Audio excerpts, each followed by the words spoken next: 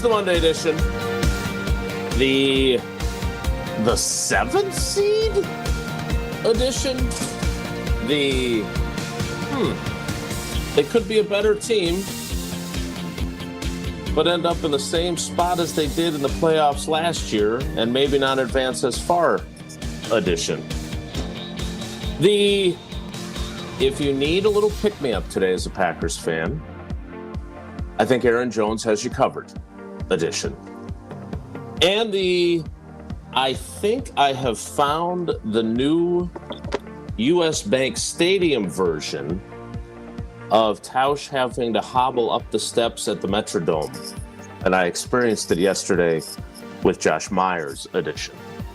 I'm Wilde and Tausch on 94.5 ESPN Milwaukee, 100.5 ESPN Madison, 1430 ESPN Beaver Dam, ESPNWisconsin.com, the ESPN app, your Alexa smart speaker, streaming live video, Twitter, Facebook, YouTube, and of course everything you need on WisconsinOnDemand.com and the Wisconsin On Demand app.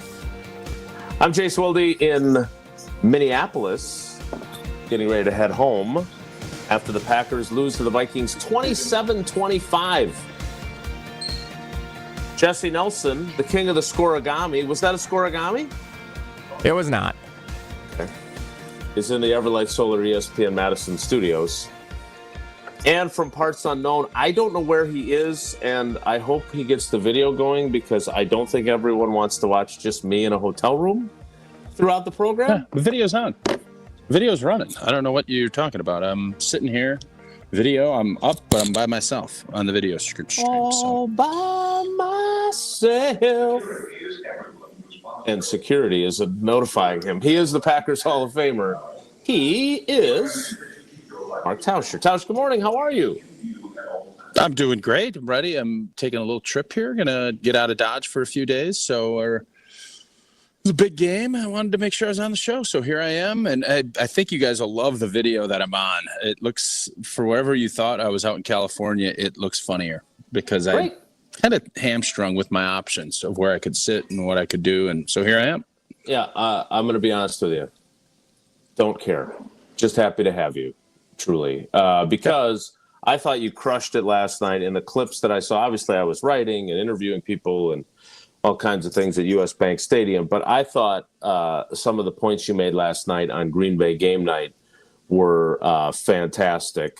And I know you've brought up the 2004 team multiple times, and you did it again last night. You guys swept the Vikings, and then the Vikings came into Lambeau and fake mooned. I always hate that people tell that story that Randy Moss mooned the fans. He did not drop trowel. Is that the saying? He fake mooned. So it wasn't a true mooning. Let me tell you something. It felt full moonage. So you guys got pantsed that day. So we did. So for those that didn't listen to that, because that was one of the, I don't want to say silver linings, because there were certainly plenty of reasons to be disappointed in the Packers' performance if you're a fan. But for those that didn't catch Green Bay game night, tell them about that 2004 team. My question would be, does this team have what it takes to do what the Vikings did to you? Because I'm not entirely convinced that it does. I don't know. I mean, if you look at it, Minnesota beat us, right, in the playoffs. They didn't go to the Super Bowl. They didn't win a world championship. So yesterday's game was important. It was important for a lot of reasons, mainly to stay out of the 7th seed. But outside of that, you're going to have to go win tough playoff games regardless. And this team has proven they're good, but they're not great. Great teams win games like that yesterday. You're not going to win all of them, but you don't lose 5 of them. So I don't feel like we were outmanned at all up in the Metrodome. I don't feel like their roster is markedly better. I felt like they outplayed us yesterday. I definitely feel like they outcoached us. And I think when you factor all those things in, Green Bay can beat any team in the NFC. They can also lose to every team, and they have proved to every and that includes the St. Louis / Los Angeles Rams, That includes the Tampa Bay Buccaneers. They could lose to anybody that they play. That's the beauty of playoff football. So for everybody, it felt like last night the sky was falling. That was the tone. This team can't beat anybody. The season's over. I get it. It's a day after. You go throttle the Bears. You feel better about yourself. And then going into Philly or going into L.A., this team can beat whoever they play. But for me to sit here, I was wrong about the Minnesota Vikings. They're better than the Green Bay Packers this year, period. Thin. That doesn't mean they're going to be better in January. So when you factor all that in, I still think Packer fans should hold out hope. But to sit here and act as if we're, the best team, or even as I had put it, second or best team in the NFC, second or third best team in the NFC, I can't make that claim and be credible at all, because that's just not what the facts have laid out throughout this season. And the bigger problem is, while I don't disagree that they are the fourth best team in the NFC behind the Lions, Vikings, and Eagles, they will also be in the pecking order behind the Rams. Have the Buccaneers officially clinched yet or not? I'm not sure. No, they have to about beat. that. They have to beat. I think New Orleans. They have to beat New Orleans to clinch. They now control their own fate. So they will be also behind the Buccaneers, the Rams, and the Washington Commanders, unless they get a little help from Mike McCarthy, Big Mike, next weekend. So they are sitting in the 7 seed right now. The scenario is this: if they win and Mike McCarthy's team goes and beats the Washington Commanders, I believe that game is in Big D, then the Packers will get the 6th seed, and they will face the 3rd seed, which is going to be the Rams. But if both the Packers and the Commanders win, or for some reason if both the Packers and the Commanders lose, or if both the Packers and the Commanders tie, then they're the number 7 seed, and they're going to Philly. And Tausch, we talked about this. We agreed that was, and again, I'm not saying they're not capable of beating Philly, but for some reason I feel better about the chances of them going back to Detroit or going back here and winning than I do about them going to Philadelphia, who managed to beat Big Mike's team, not only with their backup quarterback, but then after losing him, their 3rd-string quarterback yesterday. Is this exactly the scenario that you were hoping to avoid if you were a Packers fan? I don't think there's any question we did not want to see Philly, but that doesn't mean, at some point you're going to have to beat the Eagles if you want to get to your goal. But no, that is not the team that you wanted to match up with. But, at this point, I think we're all looking at it and saying, all right, as Packer fans, are we good enough to beat any of those teams? I think yes. Some fans say no, but to do it on a 3-game stretch when you haven't been able to do it throughout the season, and you haven't proven it all year that you can, there's going to be a lot of doubt. But I don't sense that there's that same doubt in that locker room. And I think there's reasons to be optimistic, even in a time when you shouldn't be, because you have not proven that you can do it. But yeah, going to Philly would be the worst case scenario. But watching Philadelphia, they're good. They're good up front. They're obviously Saquon's really good. They have 2 really good wideouts. But Jalen Hurts is going to be probably 3 weeks. He probably won't play this week. He's going to be 3 weeks of not playing. That's a lot of rust. Their backup quarterback busted his ribs up yesterday. So to sit here and act as if this is like some mountain that is going to be just too big to climb to beat Philly, no. The mountain to get to a Super Bowl is a big one. And you're now slipped way down that mountain. And at some point, I don't know why it's taking this long, but at some point, you do have to start wondering, do we have enough energy to climb all this way? And I don't know the answer to that, but I do know they're good enough to beat all these teams, but they're also not strong enough to say that they're going to whoop anybody that's in this playoff field, because you have 7 good football teams that are going to be playing. And I think everybody would love to play Tampa, but who's beaten, Tampa's beaten Detroit, and I believe they beat the Vikings. So it's tough. I don't know how you look at this from a perspective of, other than this thing is wide open. Green Bay's got a seat at the table, and it's just a matter of if they're going to do anything with it or if they're going to be the first one excused to go home and start their vacation. It's as wide open of an NFC as we've seen in quite some time. Tampa did beat Detroit. You are correct about that. They did not beat the Vikings this season. But to your point, look, you're right. And we're going to get to Aaron Jones because I thought, it was great to see him. Caught me by surprise with the hug he gave me, but that's Aaron Jones in a nutshell. He gave probably the most convincing, in my opinion, pitch that the Packers can do something meaningful still. Is he biased, though? Maybe a little bit. But look, you know who's even more biased? The guys in the locker room, right? And I'm going to send Jesse my conversation with Josh Myers, who, I'll be honest, Josh Myers, if they don't re-sign him, I am going to miss him because he has become – he's not quite as humorous as you were as a player, but he's one of those, shoot you straight, don't sugarcoat it. If things go poorly, they went poorly, and I'm going to tell you they went poorly. But they went poorly. They did not have a good day yesterday. But he still believes. But what I thought was interesting was in a locker room full of guys, and I didn't go to LaFleur and Love yesterday. I went to the locker room instead, frankly, in part because it's been a long time since I'd been in a road locker room, and I think I can be pretty effective in the locker room when I'm talking to guys.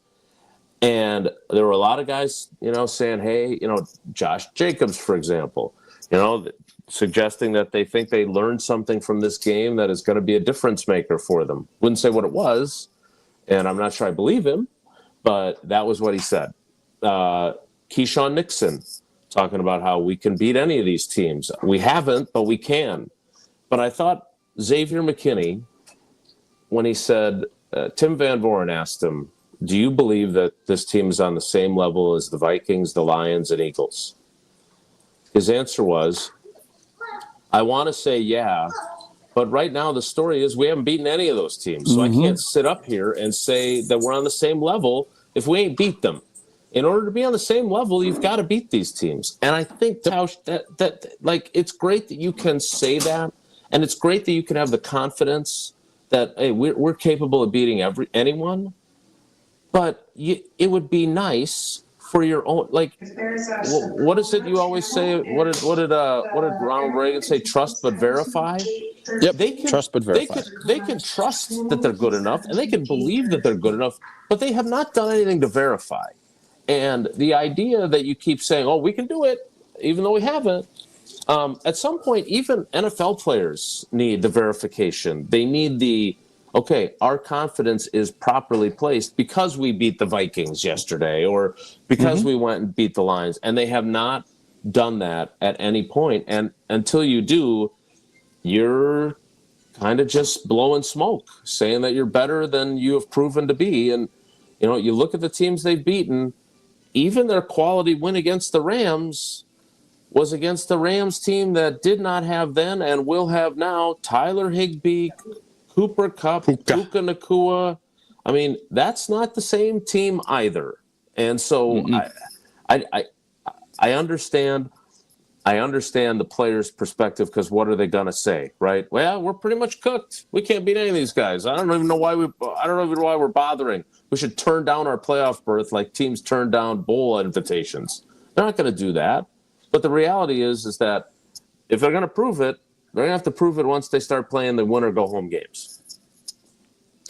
And that's when you need to prove it anyways. But, yes, for anyone to sit here and say, well, this team's not good enough, they're not. Well, over these 5 games, they have been close with maybe one exception. You could say, well, yesterday's game wasn't as close as it was. If that ball just hits the ground and Green Bay gets it back with 2 minutes left, I have confidence they go down and win the game. Their kicker's good. He's going to make the kick. So, yeah, you could say that. And for 3.5 quarters, Green Bay got outplayed convincingly. But it's about positioning yourself and putting yourself in these situations where you can win. And then You can't continue to start games the way they have in the big moments. And I'll get to this and then after the break on the approach yesterday and the mentality of how we played yesterday was a huge wasted opportunity I think Matt LaFleur is a really good coach. I think he's schematically really good. I like his approach on a lot of things. I don't love his demeanor and where he's at on the sideline. I just don't. I think he is way too emotional when it comes to too many things, and it continues to rear its ugly head. And until he even keels out, and you could say he's young. It's like Wedding Crashers. You're not that young anymore, Matt. Like you're one of the veteran guys. We need more stability from the emotional side. Like, I understand you're frustrated with an offsides call that was garbage. And I understand that you're mad that, Jordan and Reed missed on that fourth down. All of those things are totally fine. But we have to start reining some of this stuff in. If you want to have a emotionally, sound football team, you have to lead that way. And I just felt like yesterday was a game where you didn't have anything to lose. Like, it should have been a free flow. We're going for the jugular, not we're going to play cautious and tight. They did that yesterday in the first half, and that's why they got beat. We'll get into that coming up. I also want to get into what Aaron Jones had to say. It is the worst case making the playoff scenario that they are looking at right now.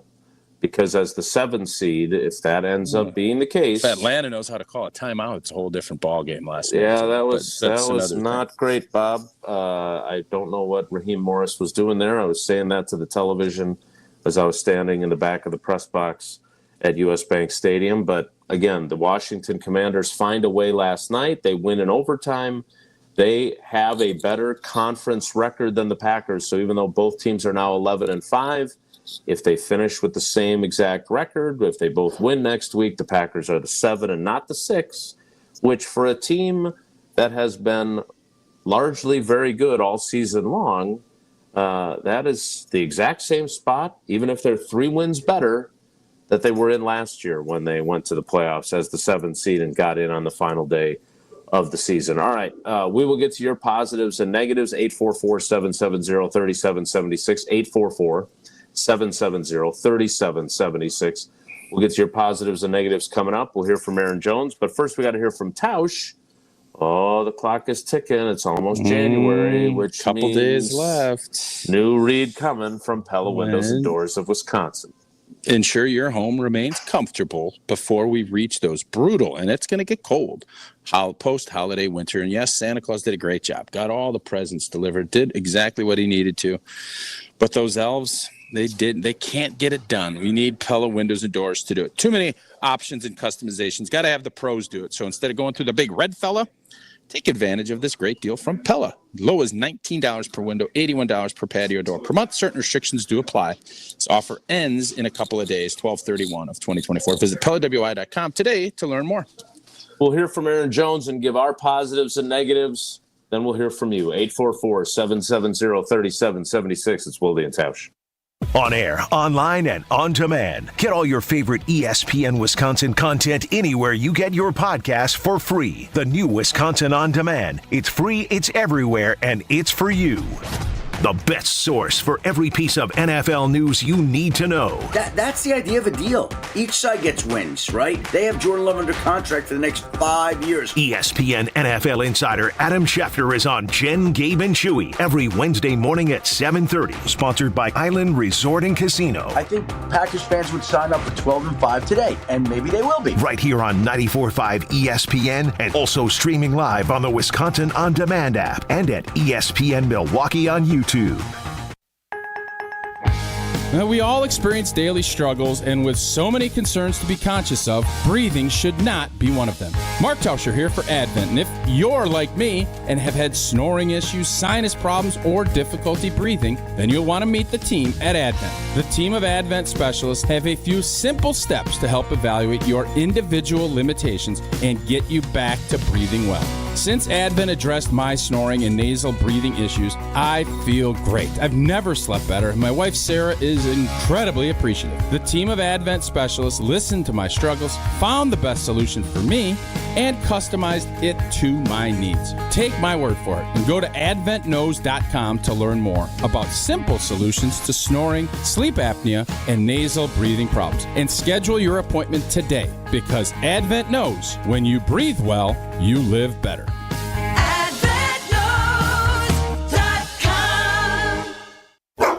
This is Matt Meitner, owner of Sit Means Sit Dog Training. Do you find yourself talking to your dog but feel like she's not listening to you? Bella, sit! Are you constantly repeating yourself but she's not following your directions? Sit! Sit! Frustrating, isn't it? At Sit Means Sit Dog Training, we want to help you have a happy, confident, and obedient dog, and we also want to make the training process an enjoyable and worthwhile experience. Contact Sit Means Sit today to schedule a free consultation so we can create a customized training program so you are able to have the dog you want and deserve. Sit Means Sit Dog Training. Sorry, we don't train husbands, wives, or kids. Are you looking for reliable transportation this holiday season? I've got you covered. It's Jen Latta from ESPN Milwaukee, and with holiday parties, family gatherings, and year-end events on the horizon, I trust AccuTrans Group to handle all of my private transportation needs. Whether it's a corporate function or festive celebration, AccuTrans gets me there safely and on time. As a veteran-owned business, they pride themselves on top-notch service that you can count on. Booking is easy, stress-free, and reliable. Just visit AccuTransGroup.com to reserve your holiday ride today. That's AccuTransGroup.com. Dr. Aaron Holtebeck and his team at Holtebeck Eye Center make vision care a top priority with the latest technologies at their state-of-the-art Brookfield office. Dr. Holtebeck has been helping local patients with their eye care needs for over 20 years. And now, Holtebeck Eye Center is excited to add Dr. Nausheen Abbas to their team. Dr. Abbas is an ophthalmologist and cornea specialist that is now available to see patients. Located in Brookfield near the corner of Calhoun and Capitol, learn more about their services at holtebeck.com. Change your grocery game plan to locally owned Century Foods, home of the best meat, freshest produce, and tastiest treats. And free groceries. Okay, just calm down. We'll get to that later. Stay tuned in right here to score free groceries. Stop, please. Okay, I'm shutting up. My lip is zipped. Anyway, let's get to this week's specials at Century Foods. Now through Wednesday, save on 4.75 to 8-ounce selective varieties Frito-Lay Lays or Kettle Chips, 2 for $5. 18 to 80 count selective varieties Hefty Trash or Kitchen Bags, $7.99. 7.9 to 11.5 ounce selective varieties Bear Creek Dry Soup Mix, 2 for $7. 14.3 to 26 ounce selective varieties Farm Rich Appetizers, $4.99. And now time for the big reveal, free groceries. Try this. Win free groceries from Century Foods. With free groceries from Century Foods. Forget it. I'll handle the rest. Enter to win $500 worth of free groceries on Century's Facebook or Instagram by January 8th. Wilde and Tausch is presented by Tito's Handmade Vodka, America's original craft vodka produced in Austin, Texas, and naturally gluten-free. Tito's Handmade Vodka.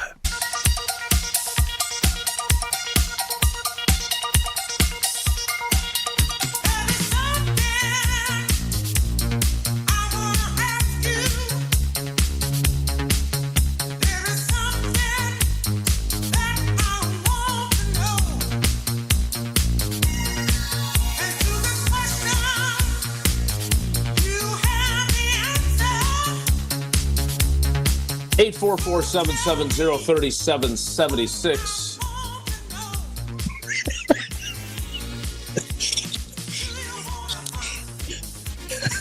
I hope you're joining us on the YouTube stream. So I told him during the break he was getting the top of his head cut off, and I feel like we overcompensated. I try to appease, Jesse. I try to keep you happy. It's not easy doing that. I know how Becca feels. There's a lot of opinions flying around in the YouTube comments among Jesse's favorite dwellers, getting a lot of feedback too via social media. We'll get to your calls coming up, 844-770-3776. But I do want you to hear what Aaron Jones said. So he did his media availability while we were in with the Packers locker room and LaFleur and Love, and I just ducked into the Vikings locker room as I was leaving, hoping to just see him. And he ended up coming out after getting some treatment. I think he injured his quad during the course of the game yesterday. And he's one of one. There's nobody quite like him. and it was great to talk to him. But I did. He said, "Did you have any questions, or did you just come in to see me?" I said, "Well, basically, I just came in to see you. But I'll ask you this: what does it do for you guys?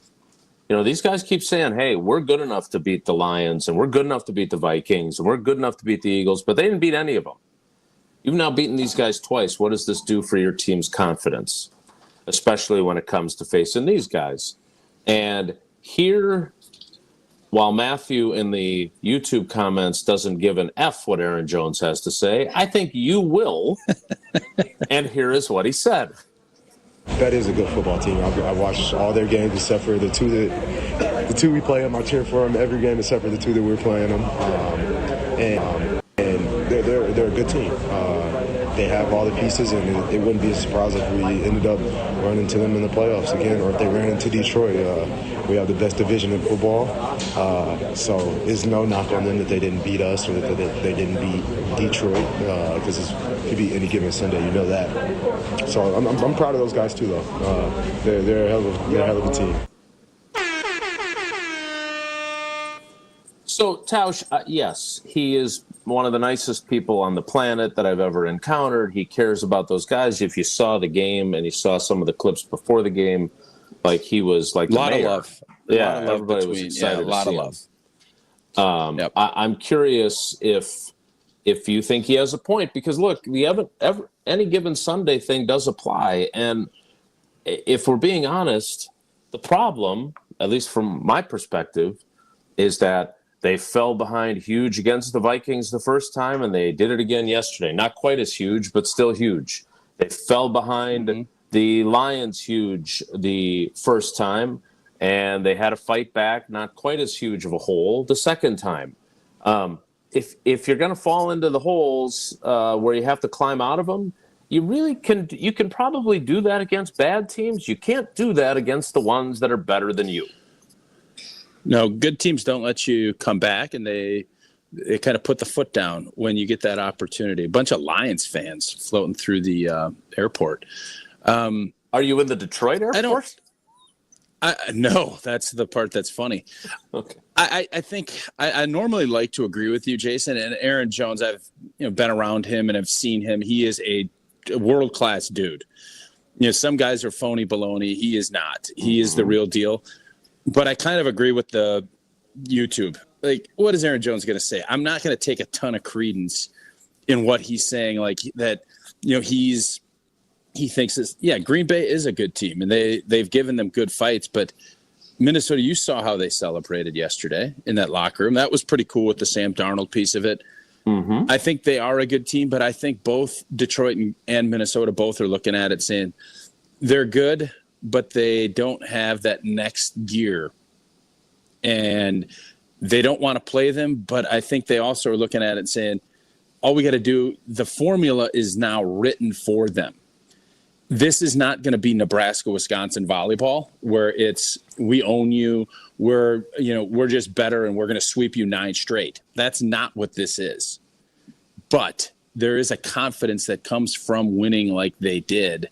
And I think Minnesota feels very confident and I think Aaron Jones feels very good if they end up matching up with Green Bay again, because it will be at their place. And that home field, I thought, played a big factor in how they were able to get it done yesterday. All right, so then let me ask you this, because, I thought the most important thing he said, and I know it's a cliche about any given Sunday, but that's exactly what happened to you guys in 2004. Like, did you not go into that game against the Vikings think you were clearly better than them?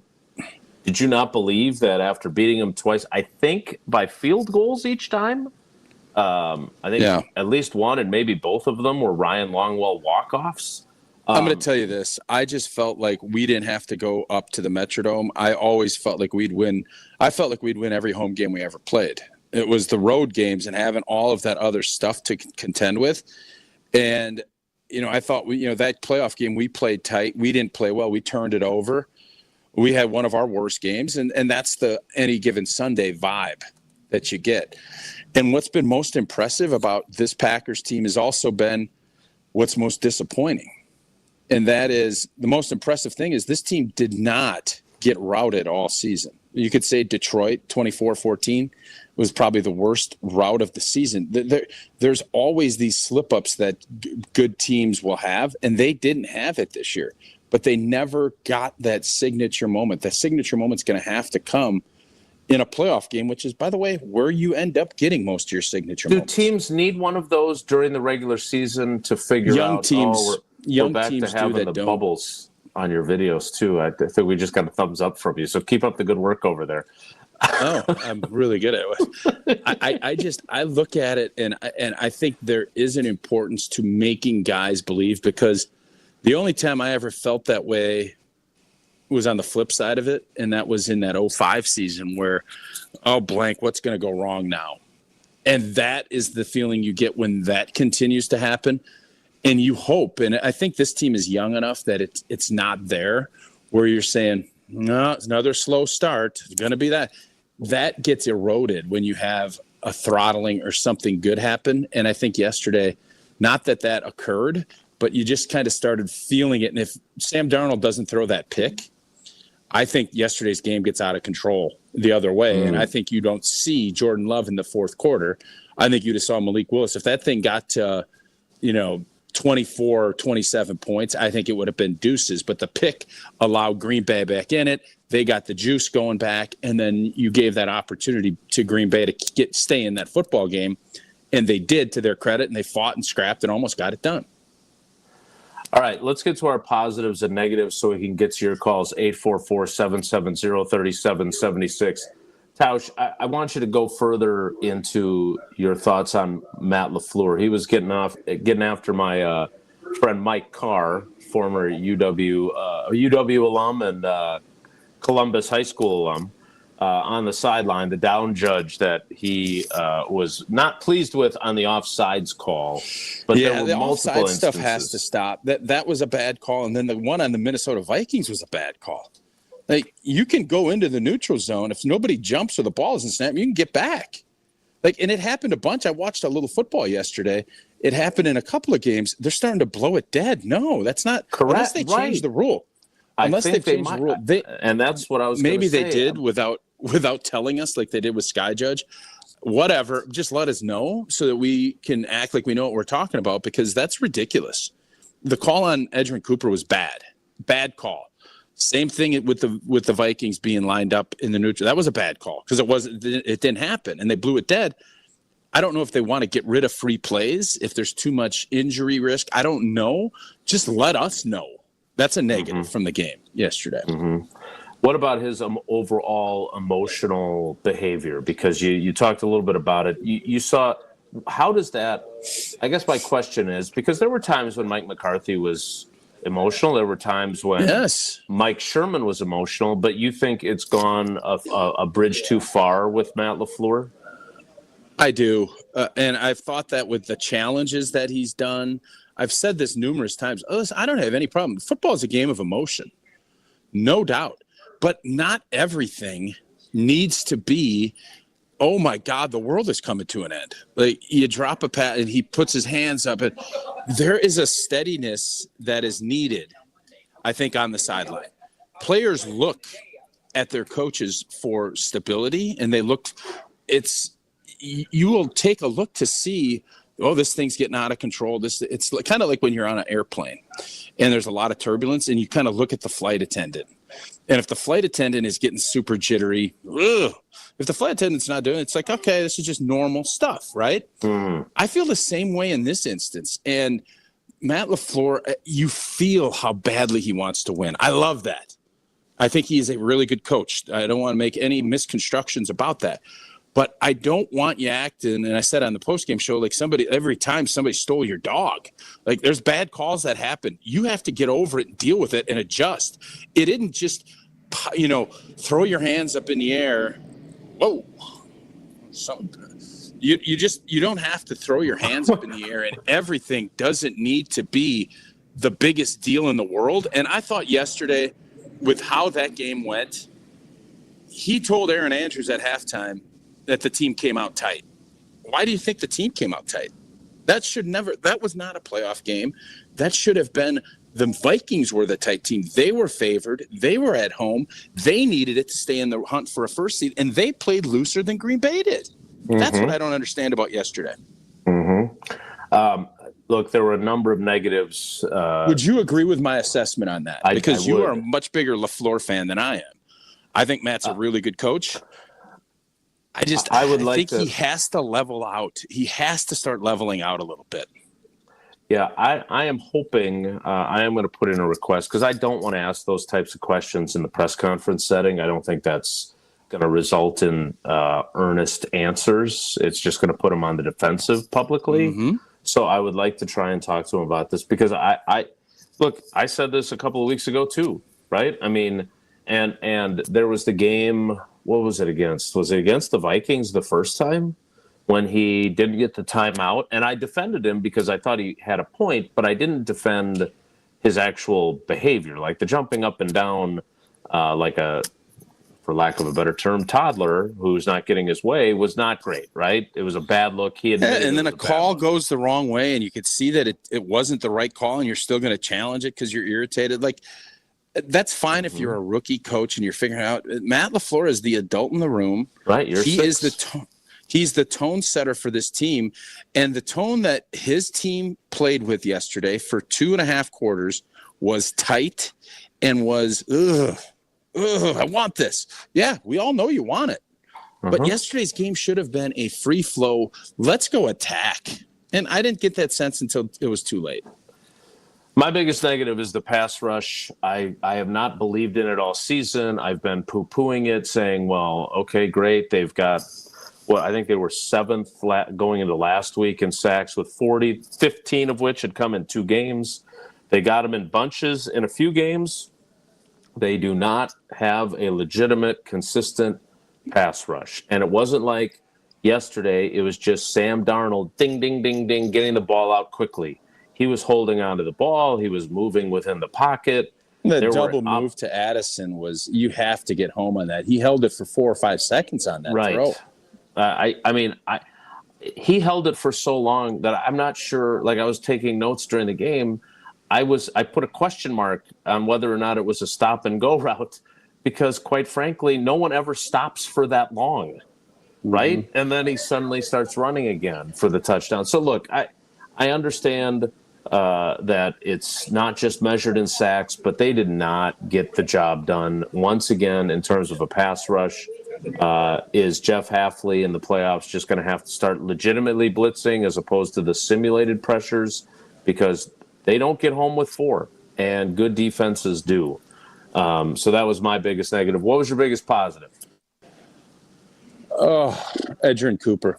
He is just 4 tackles for loss. He's playing the middle linebacker spot like we always hope. He plays downhill. He sets a tone. And I thought he played his tail off yesterday again. So, yeah, you could talk about pass rush. There were too many things on the line of scrimmage on both sides of the ball that wasn't good enough.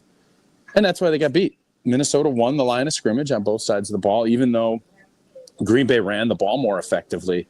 Edgerrin Cooper was a dog again. He continues to show up, and you can't take him off the field. Whatever happens with Quay and when he gets back, Edgerrin Cooper needs to be the guy because he is a difference maker on that defense. My biggest positive, and look, I still think they're better off with healthy and engaged Jair Alexander on the field. I don't know if that person still exists or not, frankly. I don't know. Maybe he does. But Carrington Valentine has answered the bell. Carrington Valentine dealt with injuries during camp and early in the season. He was sharing time with Eric Stokes. He is clearly better than Eric Stokes. Eric Stokes almost had an accidental pass breakup or a pick when there was an overthrow yesterday, but the official score did not give him a pass breakup, so I believe that streak remains intact. Carrington Valentine, his ball security is less than great once he intercepts the pass, but he is playing at a high level, and he gives them at least an alternative if everyone stays healthy. But again, they lose Zane Anderson, means they have to move Javon Bullard to safety. Javon Bullard did not have a great day yesterday, coming back from missing 2 games with his ankle injury. Now you're moving Keyshawn Nixon into the slot in the nickel, and that means you got Eric Stokes on the field. I don't like their chances if that's who they have to play in a playoff game against anybody with good wide receivers. If that does happen, though, and you're playing Prize Picks, you might want to take more on the Packers' opposing receivers. Old T had a tough night on Free Flex Friday. I jumped back in. I don't know how this is possible, but I took a 6. I wanted to go big, right? I wanted to get a six player. So I went big. 5 out of 6 wrong, which is almost as hard as getting 5 out of 6 right. Wow. Yeah, you don't see that very often in Prize Picks, but it was still fun with over 10 million members, billions of dollars in awarded winnings. And it's simple to play more or less on 2 players. I went 6 on Friday. Not great. Yesterday I did all right, but Prize Picks, injury insurance, that's the only opportunity in the daily fantasy world that does that. And you can win not 100, but up to 1,000 times your money on Prize Picks with as little as 4 correct picks. Download the app today. Use that code WI. Get $50 instantly after you play your first $5 lineup. Again, that's code WI to get $50 instantly after you play your first $5 lineup. Prize Picks. Run your game. Your calls. Next, 844-770-3776. It's Wilde and Tausch. This is Wilde and Tausch on 94.5 ESPN, presented by Pella Windows and Doors of Wisconsin, and sponsored by American Family Insurance.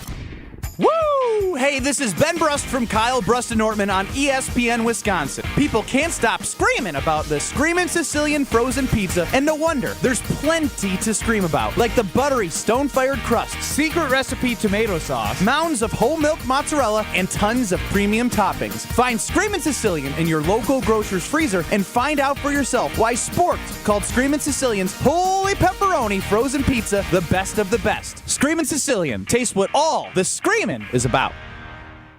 Experience, knowledge, results. That's what really matters when you need help after a serious truck accident. You'll need a lawyer experienced in fighting and winning for people just like you. Gruber Law Offices has the resources, strong track record of success, and a team of experienced lawyers to take care of your needs. We've successfully helped people injured in big truck accidents for more than 35 years. Gruber Law Offices. One call, that's all. Ho, ho, my back. Santa? Ho, ho, Gina Dello from Pella. You've been a good girl this year. Is that why you're in here building new windows? Santa's doing OT. Let me make a call.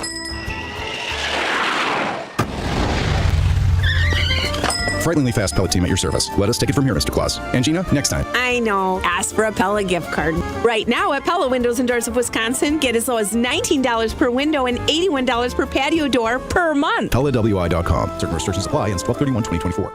For your little ones and your biggest joys. For your forever true and your fur kids too.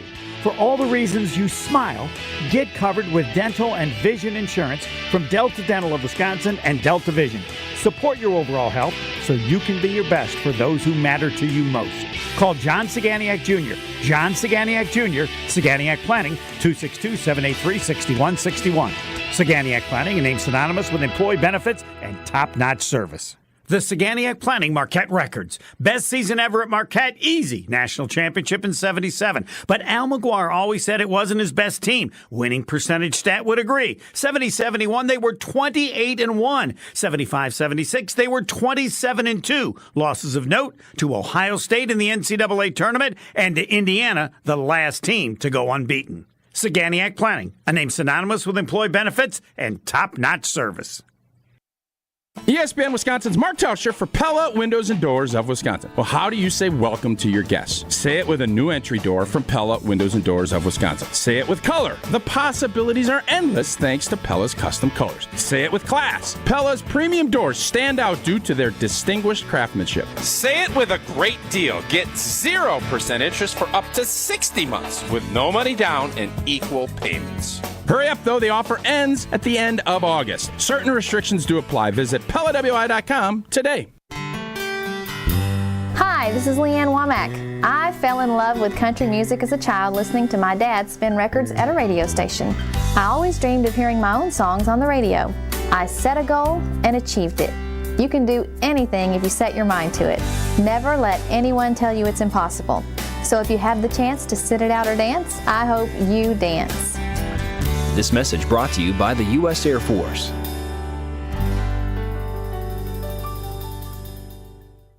Wilde and Tausch is presented by Tito's Handmade Vodka, America's original craft vodka produced in Austin, Texas, and naturally gluten-free. Tito's Handmade Vodka.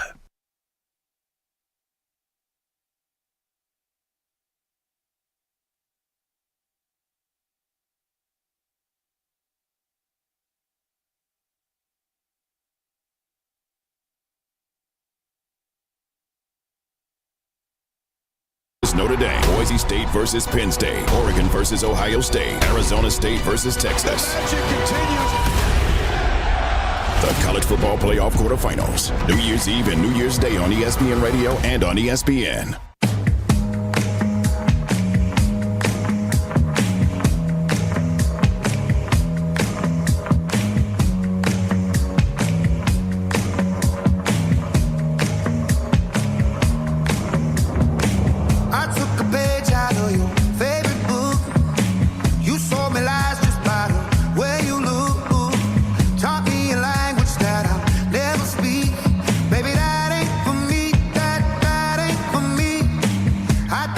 Let's get right to your calls.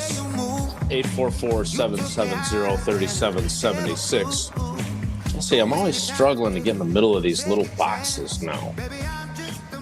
It's really hard. Or you could just not do it and just have a great shot at the ceiling and a tiny little toe shed at the bottom corner. Yeah, you're trying too hard, Jason. Oh, don't confuse effort with results. Is that mine not good? You're great. You're great, old T. We're just happy to have you. Thanks. Thank you for your service. From a Dane County airport with lots of Lions fans in it or something. Let's get to the calls. Let's start with John in Monroe. John, good morning. Welcome to Wilde and Tausch. How you doing? Good morning. Couple of things. I'll try to go as quickly as I can. One is, obviously, you guys have touched a lot of it, but one is the pass rush. Goody has got to get a pass rusher in free agency because they don't have one other than potentially Cooper, but it's got to come from the front four. The other thing is, my positive, sorry, I'm getting out of order. Positive is one, the Cooper play, and two, I think he really solved the place kicking situation. Oh, yeah. The other thing is, as they've talked about all season, there is no number one receiver, and that was proven yesterday. The play calling, they were running the ball great in the first series. Unfortunately, he fumbled the ball. But then the second time they get the ball, they're chucking the ball down 30 yards on passes, and none of them hit. And so that was a loss of a series. And it just seems like LaFleur just kind of loses it all. He did, as you mentioned, he panics or loses his emotion or things like that. And the whole operation just stagnates. The other thing is the opposing receivers. They're wide open. Nobody's around any of these people, whereas Minnesota just covers them like a blanket. It's so frustrating. Yeah, I think there's definitely John. Thanks for the call, and I think you make some good points. Now, look, Justin Jefferson and Jordan Addison are both number one wide receivers. They are good, right? They are elite level wide receivers. I think the point that John is there made, anybody on our team that we'd take over Addison? Only if we're biased, right? If we're being honest, wow. Like to John's point, did they miss Christian Watson yesterday? Yeah, they did. I don't think there's any question they did. But has any of these and look, we and I are as guilty as anyone. There is a difference between now granted his best catch didn't even end up counting because of a holding penalty, but do they have a gotta have it guy that when you need that play, you know that he's going to make it? 4th and 2, when you decide to go for it from the 23-yard line, you've got Jaden Reed open across the middle. And whether the throw is not quite right or Jaden Reed doesn't hold on quite right, either way, that play does not end up getting completed. And yes, I suppose it's possible that a Justin Jefferson type wide receiver doesn't make that catch either. But Tausch, there's a reason why those guys get paid astronomical amounts, and they don't have a guy that almost without any single question whatsoever can come through when you need him to. They don't have that guy. Will this end the debate of J.R. Ewing versus Friends, the ensemble cast? Does yesterday do that, or are we still Justin Jefferson on the big play of that game? Was that 2nd and 12 at the end of the game, because the safe play would have been, I'll just run it, make him use a timeout. Right. It's a different NFL, and I thought Tom Brady, while he got panned again by a lot of people yesterday, I thought he made a great point where it's at that point in the game where when he was playing quarterback, it wasn't about, I love this play. It was, what do my best players do best? That's what I'm going to do at that point in the game. And Justin Jefferson, they ran a simple over route and said, we're going to roll and we're going to fire it in there. And you're going to make a play. And he did. And that set up that 3rd and 2 that eventually ended up throwing the keep pass and getting it and closing up the game. Green Bay doesn't have that. It used to be Jordy Nelson back shoulder, James Jones back shoulder, Devontae Adams to get open. That's what this team did. And right now, I don't know if we have that. And that's something you have to eventually figure out. So for all of us that are excited about this cheap, young receiving core, we should be. There's a lot of talent. But Jaden Reed has basically been MIA. He has the last 5 weeks. I thought, he didn't get enough touches. They're going to manufacture some things and get him going. They haven't. And you could say that about Wicks, and you could say that about, Romeo Doubs had a really nice game yesterday. But he did. The difference was Minnesota's 2 best were better than our group. Sam Darnold, in turn, and their was third better was than Jordan too. Love yesterday. Yeah. Well, their 3rd was better because their 1st and 2nd create a lot of consternation for your defense. Without Christian Watson, you were able to play more man-to-man, and that allowed, which again, I don't know how you didn't make any adjustments earlier. That was something I think Jordan said in his post-game was we maybe could have adjusted early. I'm sure that's what Josh Jacobs is talking about. But what good does that do you? Because now there's a really good potential you're going to go play one of the best teams on the road instead of being able to play a Rams or a Buccaneer team. And you know how this thing goes. You get one win, and all of a sudden that ball gets rolling. Right. So disappointing on many fronts, no doubt. All right, we'll get some more of your calls coming up, 844-770-3776. Tausch, before we do that, tell us a little bit about what Fortria has going on these days if you want to make some extra cash to go to Philadelphia for the first round of the playoffs. Philly or Tampa or LA, and you're looking for that cash, Fortria's got you covered. Bunch of different studies. Healthy, overweight adults, ages 18 to 65, BMI 27 to 40. 2 separate stays, totaling 65 nights, 6 outpatient visits, $27,463 for your time and participation. Another $400 per qualified referral. Visit FortriaClinicalTrials.com. That's Fortria, Fortrea, clinicaltrials.com. More of your calls next. It's Wilde and Tausch. Wilde and Tausch is presented by Pella Windows and Doors of Wisconsin. Call Gina Della from Pella at 855-PELLA-WI or visit online at PellaWI.com/radio. The Homer Hour with special guests every day from 5 to 6. Right now, they'd be a toss-up with the Herd. People just don't know how funny mean you are. Come on. Well, I mean, that's mean, but it's funny, and the funny trumps the mean, and so you laugh. But there might be some truth to that. Of course there's some truth to it. The Homer Hour with Homer. Weekdays from 5 to 6, right here on 94.5 ESPN and streaming live on YouTube.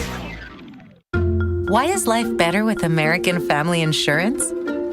Because every policy comes with something very special. A trusted agent who's there to help protect your dreams by finding the right coverage at the right price. Save up to 23% when you bundle home and auto.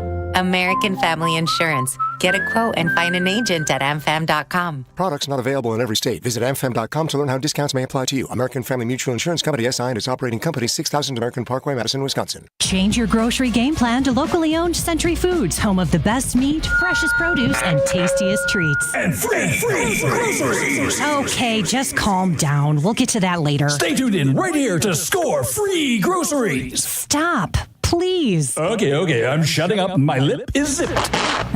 Anyway, let's get to this week's specials at Century Foods.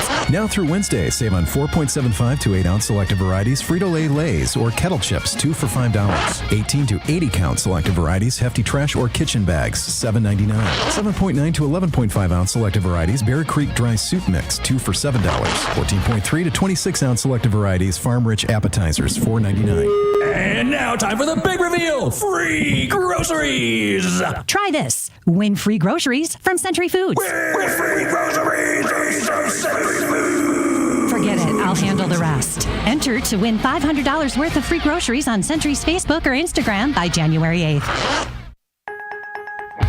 Now, we all experience daily struggles, and with so many concerns to be conscious of, breathing should not be one of them. Mark Tauscher here for Advent, and if you're like me and have had snoring issues, sinus problems, or difficulty breathing, then you'll want to meet the team at Advent. The team of Advent specialists have a few simple steps to help evaluate your individual limitations and get you back to breathing well. Since Advent addressed my snoring and nasal breathing issues, I feel great. I've never slept better, and my wife Sarah is incredibly appreciative. The team of Advent specialists listened to my struggles, found the best solution for me, and customized it to my needs. Take my word for it and go to adventknows.com to learn more about simple solutions to snoring, sleep apnea, and nasal breathing problems. And schedule your appointment today, because Advent knows when you breathe well, you live better.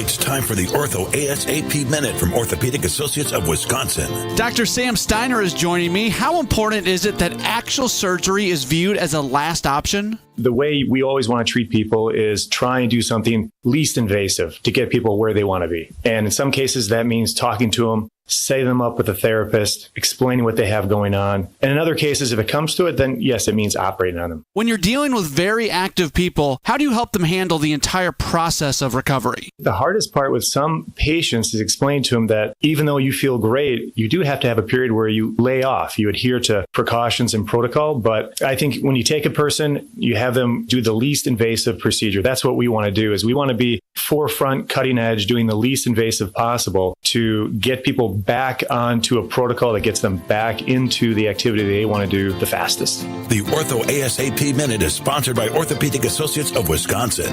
There is a difference. This is Wilde and Tausch on 94.5 ESPN, sponsored by American Family Insurance. Insure carefully, dream fearlessly. Get a quote and find an agent at amfam.com.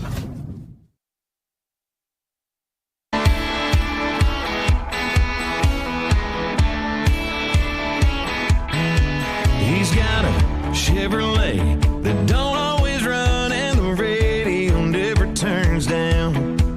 He's got a pedigree that's no good. Let's keep rolling with the calls. 844-770-3776. Packers lose to the Vikings 27-25, trailing 27-10, and then scoring 15 straight points, and then not being able to get a stop and get the ball back when the Vikings take over with 2:18 left in the game, with the 2-minute warning and all three of their timeouts, and a couple of bootlegs and completed passes and a heck of a catch by Cam Akers to convert the critical third down. And Jordan Love never gets the ball back, and the Packers lose by 2. Let's go to Eric in Green Bay. Eric, good morning. How you doing today? Good morning. Doing well. How are you doing? I'm great. Great weekend in the Twin Cities. What a fun place to be. Not as fun for the Packers. I'm glad you got out for. No, not as fun. Glad you got out there. We'll jump into negatives right away, and I think you brought up a really good point with not having kind of an elf on the offense as far as like in the receiving room. And I think the same argument can be made on the defensive side as well. Obviously, Xavier McKinney is an absolute dog, and Edgerrin Cooper could develop to become a star. But, you look at 4th and 2 on offense, and it's like, well, who do we go to? Who's the one guy you trust? Same thing on defense. In those key moments of a game, it doesn't seem like we have, like with the 2010s, we had Clay Matthews or Reggie White for the last Super Bowl era. It doesn't seem like we have a guy who is just going to get after the quarterback and get it. And that could have made all the difference in a game like yesterday. Positives, I guess it's kind of a positive and a negative. Yes, I mean, the low-hanging fruit is they showed some fight in the end of the game. But the analogy I kind of used was, we kind of talk about this team in different tests and whether, some of those easier games are like your, basic math, and now we're going up to algebra and advanced trig. It seems like this is a team that's often procrastinating before the big test, the big project or deadline. And against some of these wimpier teams, against your Chicagos, Jacksonville's, you can last minute kind of whip something together and survive. But like we've seen with one of the Detroit games and now both of these Minnesota games, you can't expect to all of a sudden get your stuff together and, pray for a miracle at the end. So that's, again, slight positive, but definitely a negative twist on it. So I'm glad you bring that up, Eric, and thanks for the call. So, Tausch, when you look at the slow starts, you talked a little bit about LaFleur. If you look at what they did in, say, Dallas in the playoff game, right? What did they do? They got off to a fast start, and the Cowboys didn't know what hit them. Yeah, played loose. So why is it that, like, the only game where they didn't fall behind insurmountably of these 4 losses to the 2 better teams in the NFC North was the second Detroit game, but they still fell behind 17-7. So they still were in a 10-point hole, not quite as large as some of the other holes. If you were trying to diagnose why that's occurring, what would you say it is?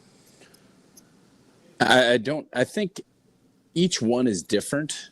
The Jordan Love injury component to 2 of those games, I think, is valid. Coming back for, I think, the first Viking game after we thought he might be out for the season. That was a big deal. And then the groin, the second time around, like those things, they're excuses, but it's also reality. The other one, I think last night, it was just you're a little overwhelmed. The atmosphere was big. The crowd noise was there, and I think the crowd noise was definitely affected, I thought, the Packers' offensive line early in that game. And I get it. It's not an easy thing to do. And whether or not you kind of schemed up for that and tried to figure that out, that was another component to it. So there's not one set reason for why this has played out the way that it has, other than you're playing good teams and your margins just aren't there. And maybe that tells you that this isn't a great team because you overcome that stuff. I love the fight, but at some point you have to take the fight to them first. And we have not seen that, especially in these 4 games against the divisional teams that are just flat better than you throughout this regular season. All right, let's get to one more call before the top of the hour, and then we'll continue with more of your calls during the 10 o'clock hour. 844-770-3776. Aaron Jones still getting some shrapnel in the YouTube comments. So my question for you is if you don't believe him, if you think he's just saying that because he's a nice guy, then tell me why you have less belief in the Packers' chances of winning a playoff game or 2 than Aaron Jones seems to. I'm curious about that because, yes, what is he going to say? Why do you take so much credence in?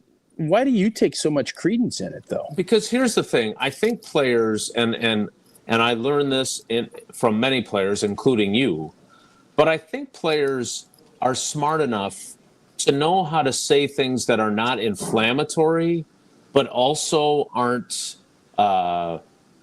giving false hope. Like, if you know that they're not very good, in my opinion, there's a way to say that without it sounding like you got your pom-poms out, right? As a player, right? Not him as a Viking is a little bit different. But you always. But I'll say this: when you knew your team wasn't very good, you had a way of saying things that didn't come out and say, yeah, we're not very good. But it also there's a middle ground of saying something that you don't really mean and then telling the unvarnished truth. In my experience. I get what you're saying. But I just wiped this out because Aaron Jones wanted to be a Packer. He's got great friends over there yet. He wants him to win. He knows he's going to when he's not he playing. wants to retire as a Packer. Like we know how this is going to go. He'll probably work for the organization. Because of the high quality dude he is. I just don't take anything at this point where he's at. He is not going to be an unbiased guy. And he can feel a certain way, but I don't take any credence what most players say unless they're unvarnished. So wait a minute. He's saying the same thing you're saying. He's saying the same thing you're saying. But that they can win playoff games. What difference? But he's full of it and you're not? I just don't. Being a player is a different animal. I have no dog in this fight. I obviously want to see Green Bay win. Team. Yeah, we just see it differently, and that's okay. You look at it and you think everything is the way it is. I just don't. From my perspective, Aaron Jones is a Viking. Great. I don't care what he thinks of the Green Bay Packers. I think he is going to be very – you want to compliment your opponents. You have a good idea that you could play them again.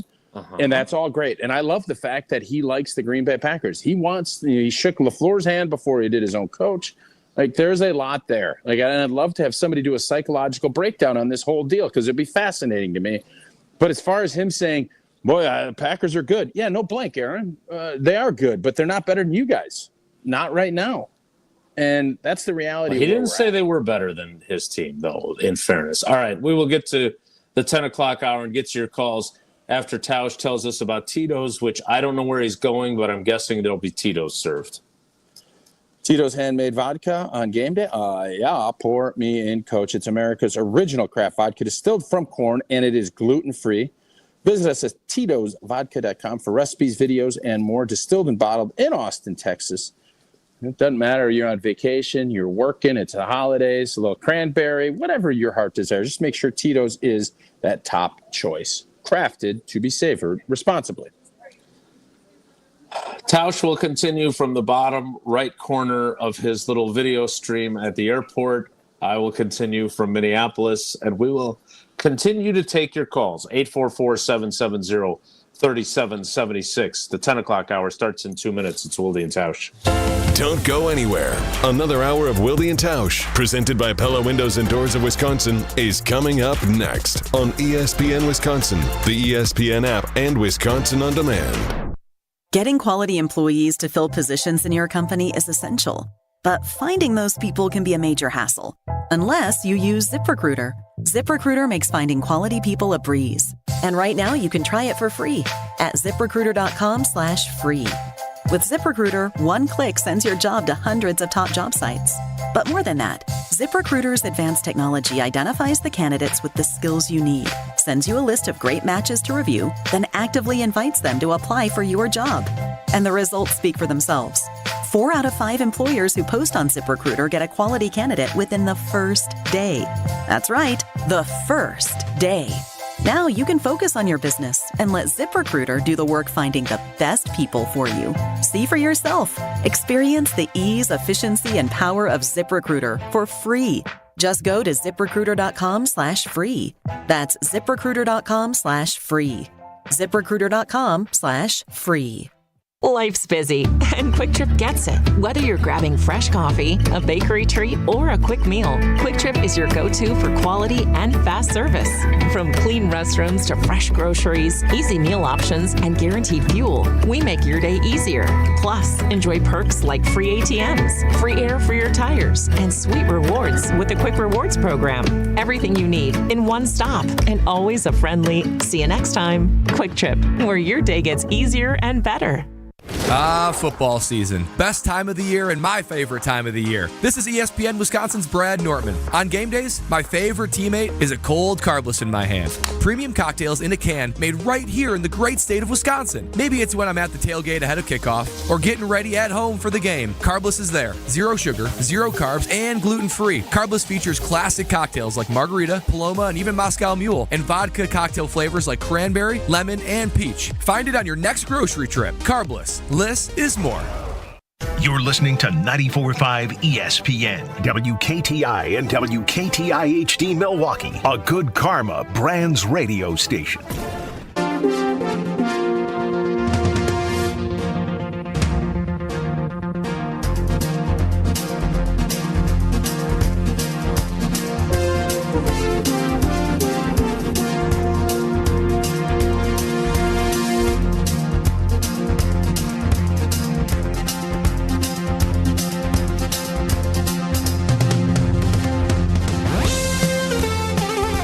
The 10 o'clock hour of Wilde and Tausch begins now. Jesse can't win when it comes to Steinhoffels, can he? Tough deal. Jesse, you okay over there? I'm feeling much better than I was when I was sick on Friday and couldn't be a part of the show. Yes, thank you.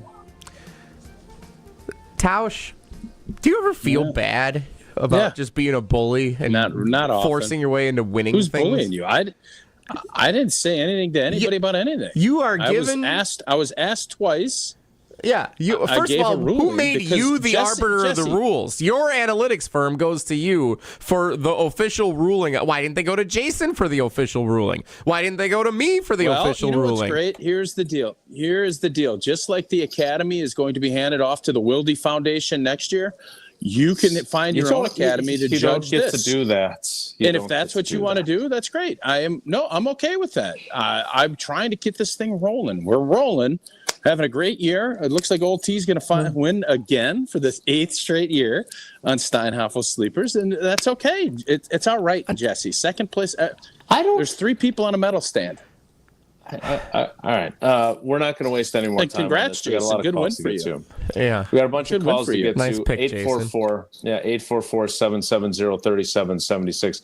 I am irritated because I think Aaron Jones would have found a way to say complimentary things without saying that these guys had any chance or giving them bulletin board material. So if you're with Tausch and you're not in the YouTube comments, you can chime in 844-770-3776. Aaron Jones literally saying the same thing as Mark Tauscher. They haven't beaten any of these teams, but any given Sunday they could. Why are you so excited about what Aaron Jones is saying? I'm not. I'm just confused. I wasn't that excited until it was poo-pooed. Then I got riled up. You brought it up. You said, let's make sure we get this in. He said, because the question, mundane cliches. Nah, I didn't think so. But my question is, for Packers fans, do you believe as much as Aaron Jones claims? Do you believe in Aaron Jones? Oh my God. Okay. No. Okay. I can't wait for you to leave now. You should leave early. Make sure you don't miss your flight. I hope my flight shows up on time. Hey, how you doing? Good. Good to see you. How was that game yesterday? Pretty good win, huh? Not for us. No, I'm talking. I'm just in general. Tough day. Pretty good win. Appreciate it. Thank you. Pretty good win for who? For Aaron Jones? Just trying to move it on.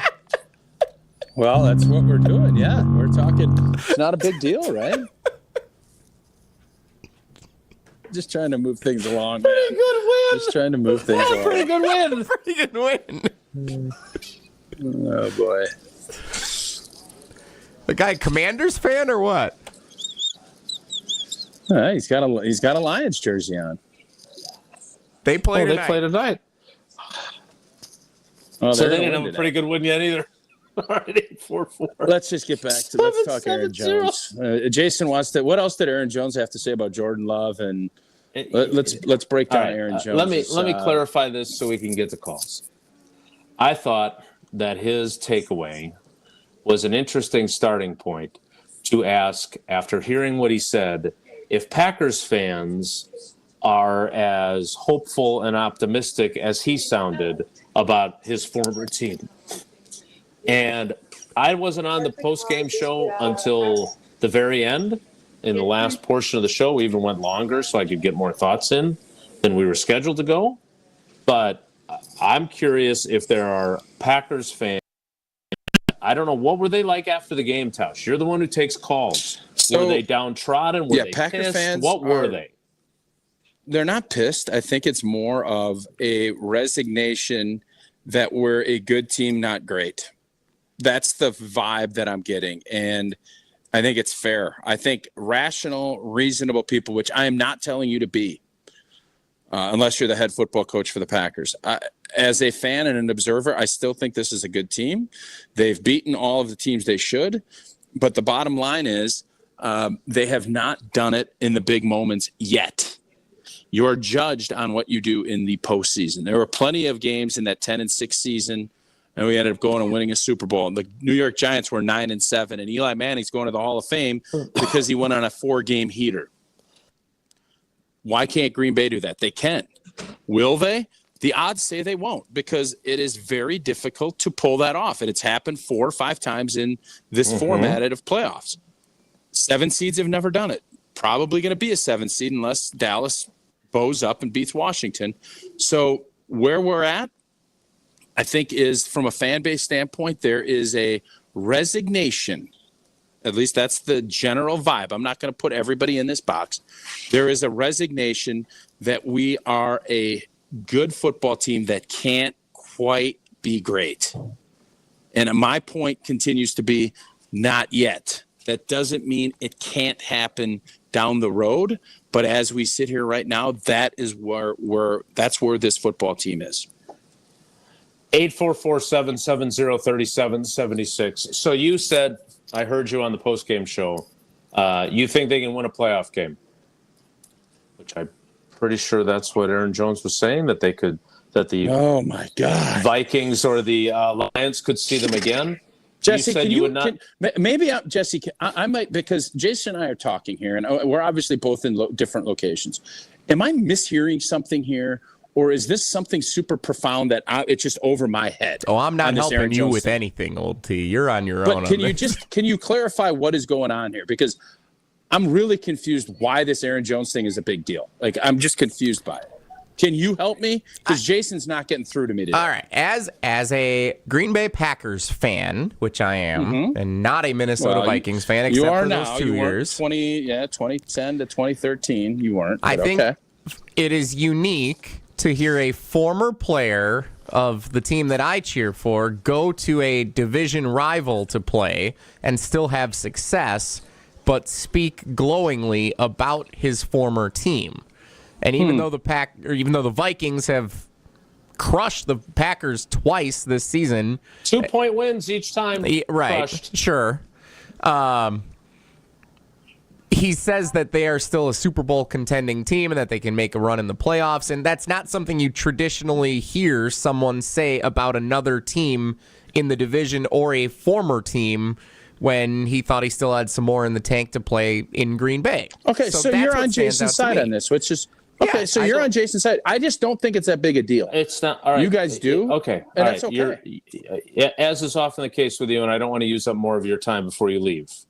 But what you're missing is I wanted to use it as if you recall the text message I sent, are you as optimistic as a Packers fan as Aaron Jones sounded yesterday about the Packers' chances? That's what I wanted to ask.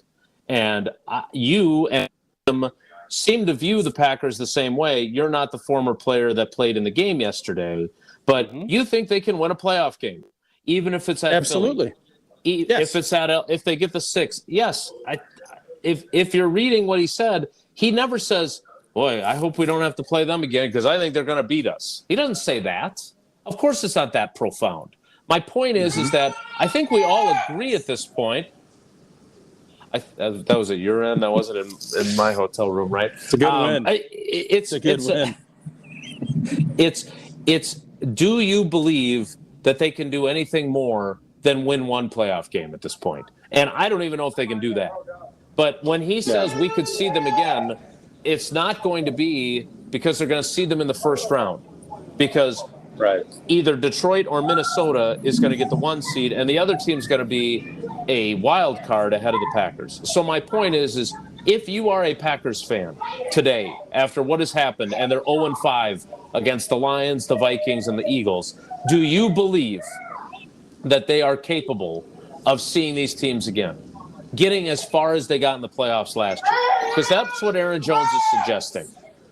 And I don't think they are. I think if they have to go to Philly, they're going to get beat. What is going on at the airport? There's some kid just yelling for no apparent reason. I'm not like he's cupping his hands and just screaming for. I'm not going to judge. Listen to Aaron Jones. Why. Aaron Jones is right. The Packers can maybe win a playoff game. Well, okay, Jason, we found another guy. He's good. Bring him in. He's on. Great to have him on my team. I just don't, and that's maybe where I don't think it's that profound, is because I think everybody that's watched this team is like, all right, they're good, but they're not great. And you can find a way to beat anybody. But I still just stand with the fact this is as wide open of an NFC as we've ever seen. There isn't a dominant team. There are a bunch of really good teams. Some teams are better than others. I have to put Minnesota very begrudgingly in that category. I have to put Detroit and Philly less begrudgingly, but I'm telling you right now, I think Green Bay is going to be better positioned than whoever loses that game next week, because you're empty in the bucket. It is going to be an emotional boof for whoever loses, and then they're going to have to go on the road and go play in a game when they are looking at it saying, man, we had a hell of a year, but we're really not in that much of a better position than a team that we've beaten twice in the Green Bay Packers or the Washington Commanders. That's a tough thing to overcome. I would agree, and they'll have to go, as you said, they'll have to go on the road. Tell us again about Pella Windows and Doors of Wisconsin before you and the shouting kid board your airplane later. I hope that kid is not sitting next to me. I'll be sitting right next to you. Remains comfortable before we reach the brutal post-holiday winter. Yes, Santa Claus, he's magical, did a great job, got everything done. Elves, not as much. Pella just has too many options and customizations. You need the pro from Pella Windows and Doors of Wisconsin. So instead of going through the big red fella, take advantage of this deal from Pella. Get as low as $19 per window, $81 per patio door per month. Certain restrictions do apply. This offer ends on the 31st. Visit PellaWI.com to learn more. We'll get to your calls next. It's Wilde and Tausch. This is Wilde and Tausch on 94.5 ESPN, presented by Pella Windows and Doors of Wisconsin and sponsored by American Family Insurance. Whether it's live or in podcast form, you've heard us on air with all of our shenanigans. Gabe, I'm throwing some. Why are you throwing? I don't want. Now see your favorite 94.5 ESPN shows streaming on video. By me, by the way. I hit that microphone like 4 out of 6 times on that. Subscribe to ESPN Milwaukee on YouTube and get notified when we hit the air live. Plus, you can watch back any second that you miss and see original digital content too. Watch, listen, interact. ESPN Milwaukee on YouTube. Ready for a win? Well, it's your year. At Potawatomi Casino Hotel Milwaukee, you could win over $2,000 in free play every month all year long. Just play your favorite games and you might take the stage in the It's Your Year game show. 25 winners each Thursday. There's $300,000 in cash and prizes up for grabs this January. Yeah, we think it's your year. More info at paysbig.com. Must be 21 years old to play. Welcome to Milwaukee Bucks basketball. Thought about the three. Now good bounce pass inside to Giannis, who grabs it home with the two hands. This is the BMO Bucks Radio Network. Off to Portis. He throws it down with a sledgehammer. And another Denver timeout. Tonight, the Bucks take on the Minnesota Timberwolves at their Target Center in Minneapolis. He's got it now on the left wing. Around a Giannis screen. He's up a three. He hits it with another one coming on the house. Now, here's the radio host of the Bucks, Justin Garcia. Give Nigel from Jen, Gabe, and Chewy here. Don't let the chilly weather end your golf season. X Golf and American Family Field is open all year round. They've got innovative and accurate golf simulators, all overlooking left field at AmFam Field. Enjoy daily lunch specials or have an outing with your friends and take in X Golf's full bar and food menus. X Golf AmFam Field is even offering golf lessons by a PGA Pro. Everyone is welcome at X Golf AmFam. Book your sim today, xgolfamfamfield.com. I'll see you out there. Change your grocery game plan to locally owned Century Foods, home of the best meat, freshest produce, and tastiest treats. And free groceries. Okay, just calm down. We'll get to that later. Stay tuned in right here to score free groceries. Stop, please. Okay, I'm shutting up. My lip is zipped. Anyway, let's get to this week's specials at Century Foods. Now through Wednesday, save on 4.75 to 8-ounce selective varieties Frito-Lay Lay's or Kettle Chips, 2 for $5. 18 to 80 count selective varieties Hefty Trash or Kitchen Bags, $7.99. 7.9 to 11.5 ounce selective varieties Bear Creek Dry Soup Mix, 2 for $7. 14.3 to 26 ounce selective varieties Farm Rich Appetizers, $4.99. And now time for the big reveal, free groceries. Try this. Win free groceries from Century Foods. Free groceries from Century Foods. Forget it. I'll handle the rest. Enter to win $500 worth of free groceries on Century's Facebook or Instagram by January 8th.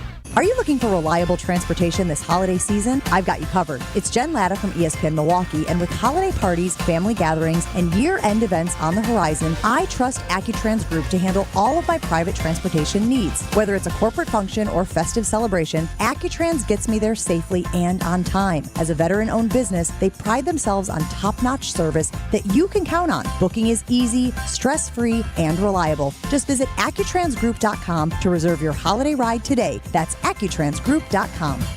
You're listening to Wilde and Tausch on 94.5 ESPN. Presented by Pella Windows and Doors of Wisconsin and sponsored by American Family Insurance.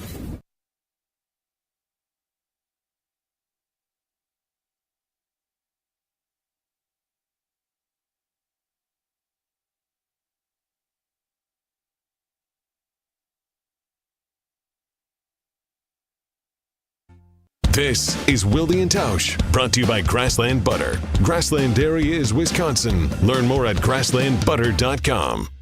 Switch on the sky and the stars glow for you. Go see the world cause it's all so brand new. Don't close your eyes cause your future's ready to shine. It's just a matter of time before we learn how to fly. Welcome to the rhythm of the night. There's something in the air you can't deny. Let's get back to your calls.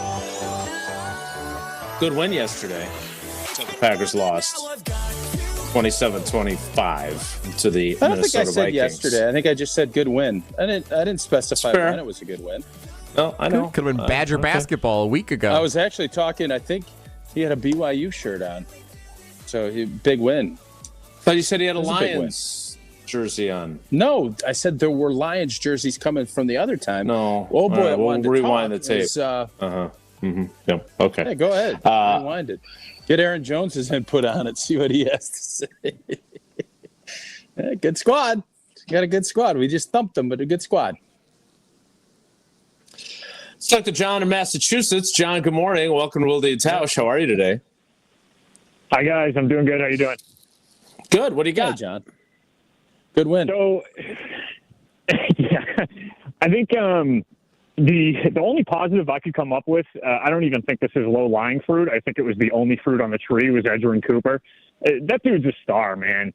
I don't know if you guys, Jason, you probably didn't being at the game, but on the broadcast there was a play where you heard it over the TV, the center or Darnold, whoever it was, identified 5'6", identified Cooper.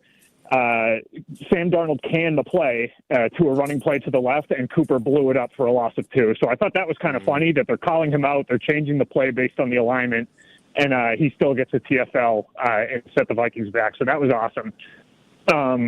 My negatives, Tausch, I didn't hear you talking about it on game night. I couldn't listen, but I wanted to call in and talk about LaFleur's demeanor, and you kind of took the words right out of my mouth. I think it's so important to show more poise outwardly, especially with such a young team. And I think that's something that we're forgetting as we're going here. This is still the youngest team in the NFL for the second year in a row. And Tausch, I know you love your analogies. I think of it as a horse knows when the man riding it is concerned and nervous. The horse can tell, and it makes the horse unsteady. And I think with the young team, they're going to look to their coach. We hear it all the time. You go as the coach goes. The team takes on the identity of the coach or the mindset of the coach. And I think LaFleur coming out a little too hot can be or is a driving factor in some of the mistakes that they're making, causing them to start so slow. You look at drops. You look at assignment mistakes with protection. You look at 12 guys in the offensive huddle. You look at procedure penalties. All of that stuff comes down to focus. And I think your focus wanes when you're coming out too hot and too intense instead of just playing loose and playing your game. Yeah, thanks for the call. I just keep thinking back to what Dick Bennett always says when it comes to that. I thought that was one of my favorite quotes I've heard on this show in the however many years we've been doing it, right behind Aaron Jones's comments on how he thinks the Packers could be okay in the playoffs. When you want something so bad, you have to hang on loosely. You love something. The thing is always you want to squeeze and hold on tightly. That's the last thing you should do. And there is no doubt Matt LaFleur, you can see, loves the G&G. He is passionate. He wants to win so bad. And I love that. But it has to be, you have to kind of figure out your methods. And it can't always be high intensity. The world is coming to an end. Like, there's things you just have to be like a duck. There's a duck in that Tampa game that stopped a punt. You have to have that where just let the water flow off your back and not let it become a bigger deal than what it is. And when you do that, your team sees it and you understand, not everything is that important. How are you? 8-4. Happy New Year. Good win. Good win. You guys are jerks, by the way. Let's get to one more call before Jason, the break. Is this a big deal? Do you think this is a big deal that LaFleur is how he is, or is this just you want intensity? Because it goes the other way too. There's coaches where it's like, can you show some, like Paul Chryst, can you show some emotion? Can you, you hear it on the other side of it. And in fairness, I'd rather see it where you're more, but I think Andy Reid is a great example. How often do you see Andy Reid freaking out when there's a penalty or when they don't convert something? It's not everything being the end of the world, right? It's all right. What do we got to do? Let's figure it out and go on to the next. Dan Campbell's the same way. Dan Campbell is an intense dude, but he's not over there. He's not over there freaking out every time there's a penalty called or something happens bad to the Detroit Lions. So I'd like to see something in that order of maybe just mellowing out just a little bit. I would say this, that Matt LaFleur, there are certain times when it's okay to kind of blow your stack and be frustrated. I think for him it's happening too frequently. And I think sometimes it impacts his decision-making. Totally agree with you, Jason, on my agreement. Kevin O'Connell, he was joking. I used this quote in my story. There was a moment in the Seattle game, or maybe it was the week after, where Justin Jefferson and Jordan Addison are all celebrating on the sideline. Must have been the following week when they were in Minneapolis, because it would have been on the home scoreboard.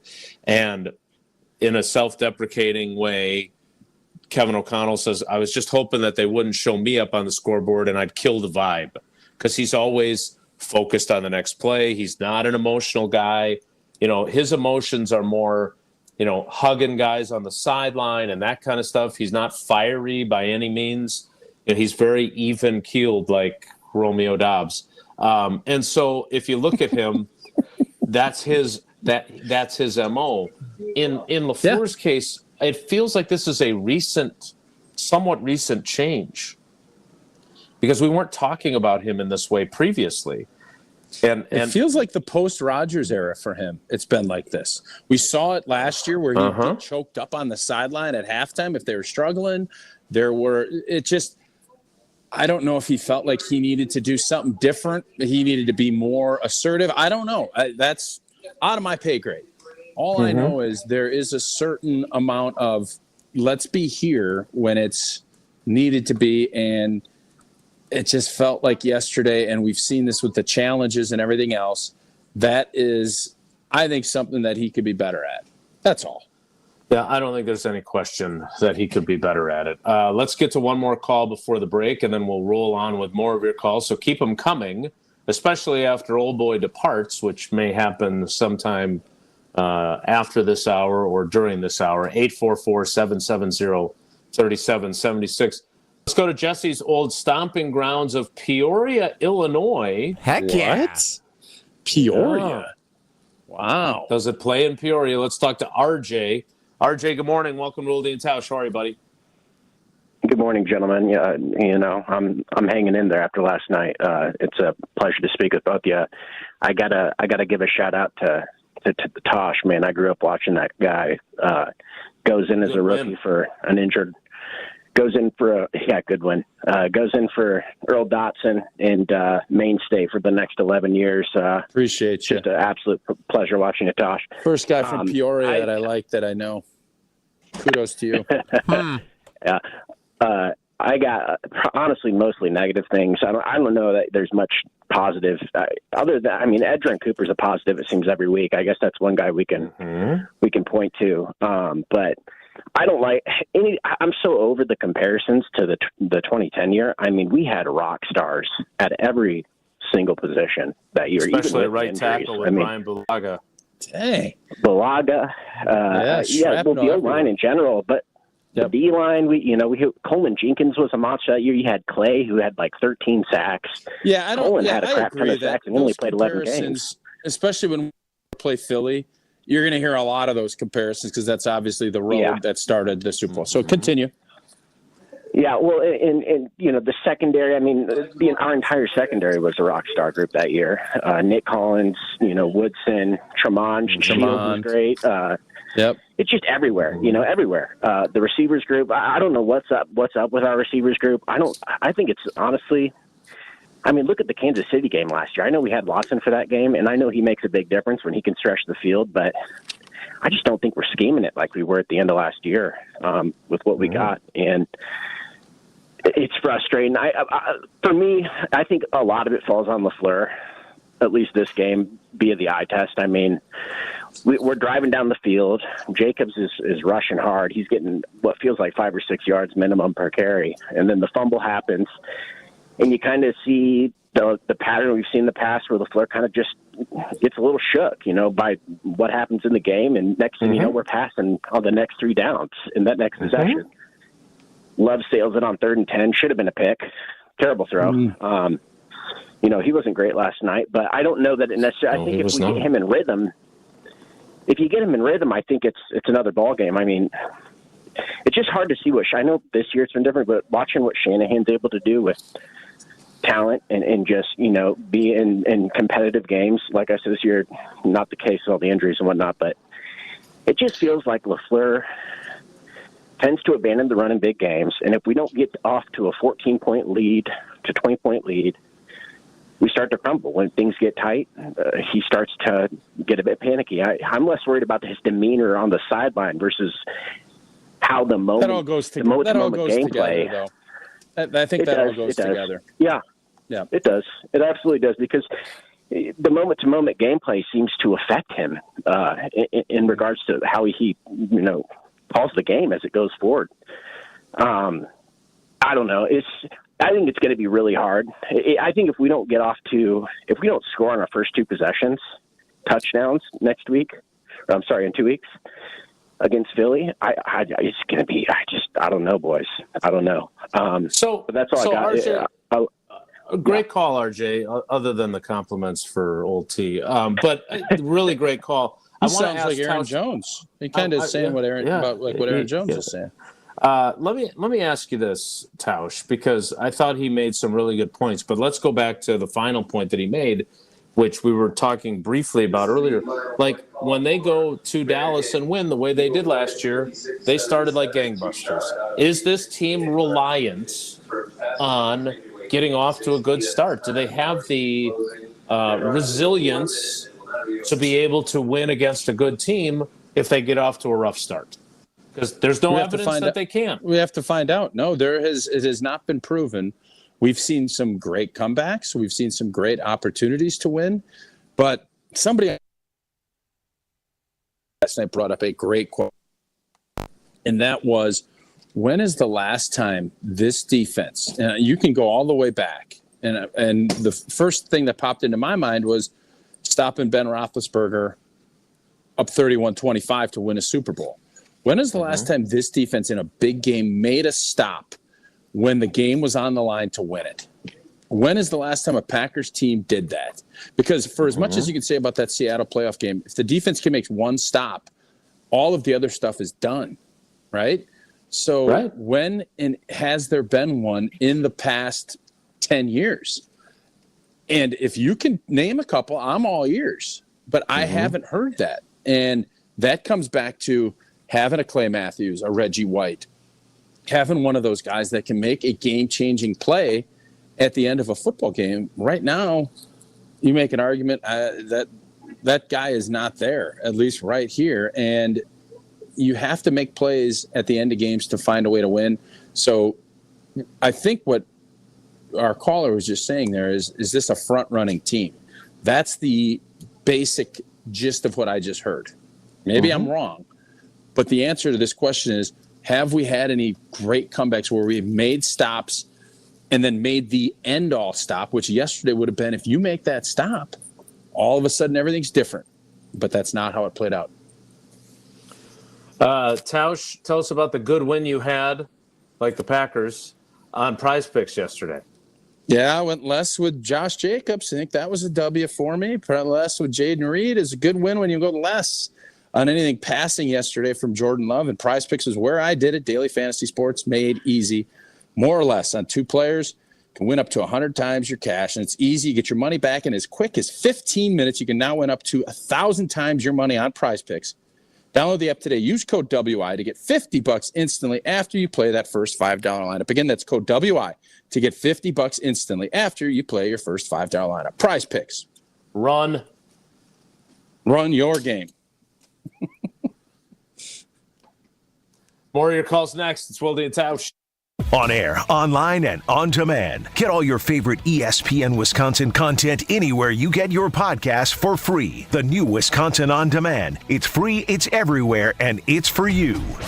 I found a fountain of youth down there at QC Kinetics. That's Henry Hinton, feeling like his young, active self again after treatments at QC Kinetics, the nation's leader in regenerative medicine. I still have trouble walking down steps as I get older. I've had one treatment so far, and I can already tell a difference in my knee. And that treatment at QC Kinetics used Henry's own natural healing properties, concentrated and placed right at the source of the pain. So Henry and patients just like him will enjoy long-term relief without surgery or downtime. My knee is not hurting. I remember I was walking down some steps yesterday, and I thought, wow, this is not hurting when I walk down steps. I'm all in on it. I'm all in on QC Kinetics. It's time to wind back the clock to days without constant joint pain. Start with a call to QC Kinetics today. Call QC Kinetics, 414-285-3474. That's 414-285-3474. 414-285-3474.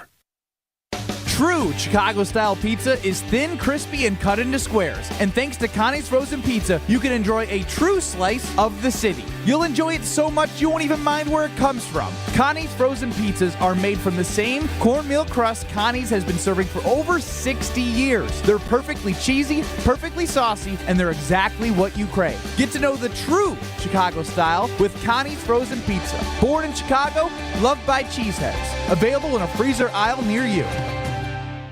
Winter is here. Don't let your car care take a backseat. Protect your car against rust, salt, and grime this season at Tsunami Express Car Wash. Tsunami Express makes cleanup a breeze with their state-of-the-art wash technology, powerful free vacuums, and convenient unlimited wash memberships. Try their new best-in-class T2 with graphene wash for the ultimate long-lasting shine and protection. Tsunami Express Car Wash. Wash, chill, repeat. Try your first wash free when you sign up online at TsunamiExpress.com.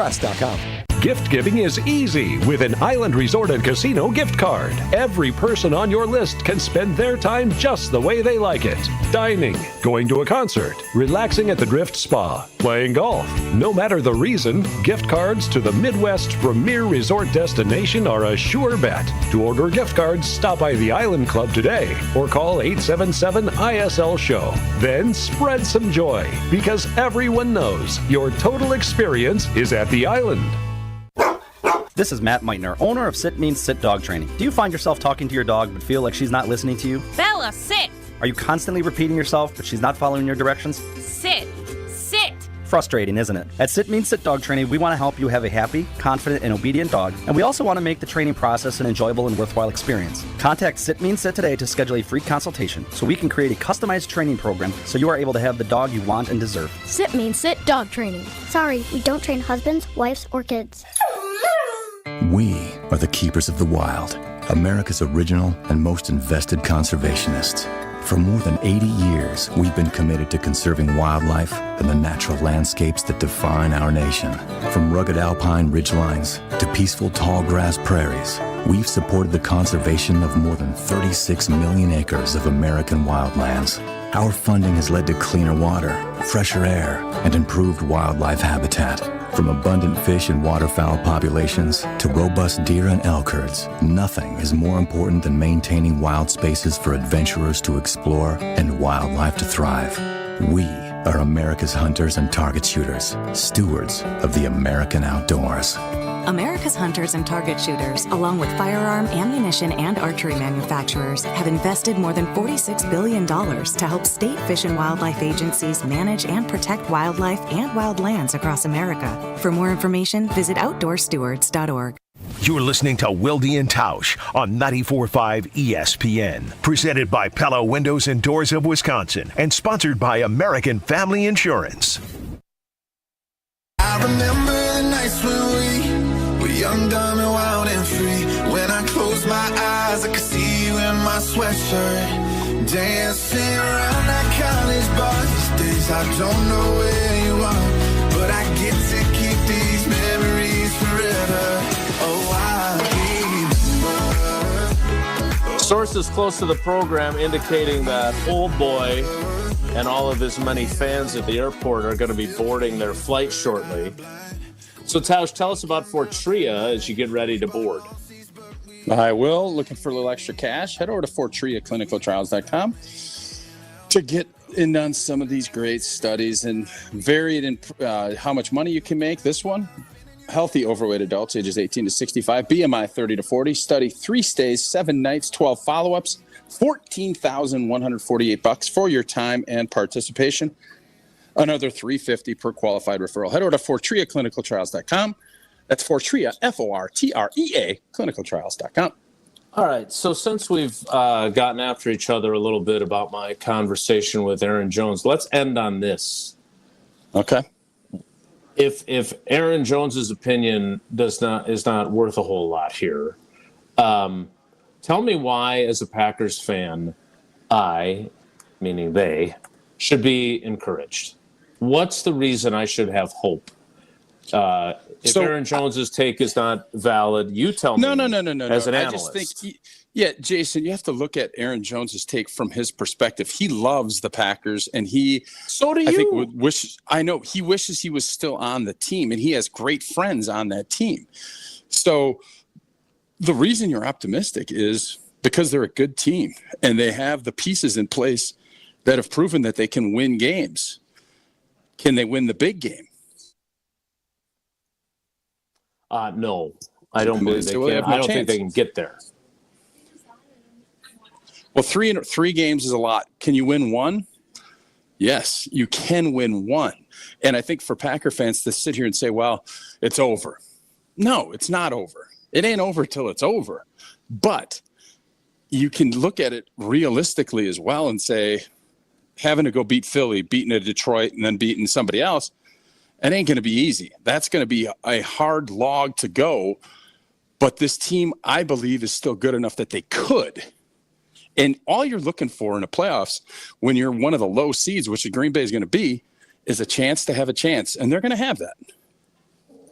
Yeah, I think the point that RJ in Peoria, other than saying how great you were, which was, I didn't agree with that at this point today, was this, that let's stop comparing this team and act like it's capable of what the 2010 team did. Because the idea of these guys, if these guys are really going to go beat, let's say Minnesota is the number one seed, just for our argument here before you go, and Detroit, with all their injuries, ends up as the 5.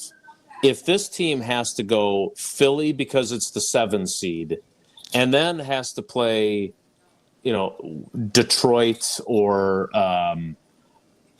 I guess one of the other two division winners, I think maybe they could, if they could somehow beat Philly, I think they could beat one of those other teams. But the idea of then beating another one of the NFC North teams, I don't believe they can. If they can beat Philly, they can beat anybody. Period. So that's the beauty of it, and that's where I think people should have hope, is that if they find a way that they can beat a Philadelphia, game changer. Then you only have to win 2, and you've probably taken out one of not the 2 best teams in this whole tournament. So that's why I just think when you look at it, yeah, the odds are against you. Yeah, it's tough. Same thing would be said, it could maybe beat Philly in 2010. So I'm going to bring it back to this. But can you beat Atlanta on the road on a Saturday night with the MVP? I don't know. With a quarterback that's playing at MVP level. Right, because if you beat Philly, but when you're playing the number 1 seed the following week. That's important to understand. Correct. And you're not getting the Rams, you're not getting Tampa. You're the lowest remaining seed, and so you are guaranteed having to beat the 2, having to beat the 1, and then having to beat whoever else is left when you get there. And I don't think they're capable of stringing that type of a run together. And that's why getting the 7th seed and not getting that win yesterday does matter. It's an arduous road. It's a road you can get through and do it, but it will be incredibly difficult, a lot more difficult than it needed to be. But that's the road that this team has taken, is going to have to travel if they're going to try to get to their end destination. Well, you're going to get to your destination, parts unknown. Tell us one last time about Pella before you go. Ensure your home remains comfortable before you reach those brutal post-holiday winter. And Santa Claus got it done. Elves, not so much. Pella, make sure you use Pella windows and doors. Too many options and customizations for anyone else to do it. So instead of going through the big red fella, take advantage of this deal from Pella. As low as $19 per window, $81 per patio door per month. Certain restrictions to apply. Offer ends 12/31/2024. Visit PellaWI.com. We say goodbye to old T, and we take more of your calls. Next, it's Wilde and Tausch. Wilde and Tausch is presented by Pella Windows and Doors of Wisconsin. Call Gina Della from Pella at 855-PELLA-WI or visit online at PellaWI.com/radio. Even when you think you know what's going on, you can never be too sure. Really? 7 losses in a row? Last in the Horizon League, Doug? Spend less time on social media and more in the gym. Packers, nonsense, chaos. That's the whole thing, Jen. I do have that in me, and I never, ever bar back. But I'm like, this is over the top, and if you want to come at me, I'm going to come at you. Jen, Gabe, and Chewy, mornings 7 to 9 on 94.5 ESPN and available wherever you get your podcasts with Wisconsin On Demand. Oh, my back. Santa? Gina Della from Pella. You've been a good girl this year. Is that why you're in here building new windows? Santa's doing OT. Let me make a call.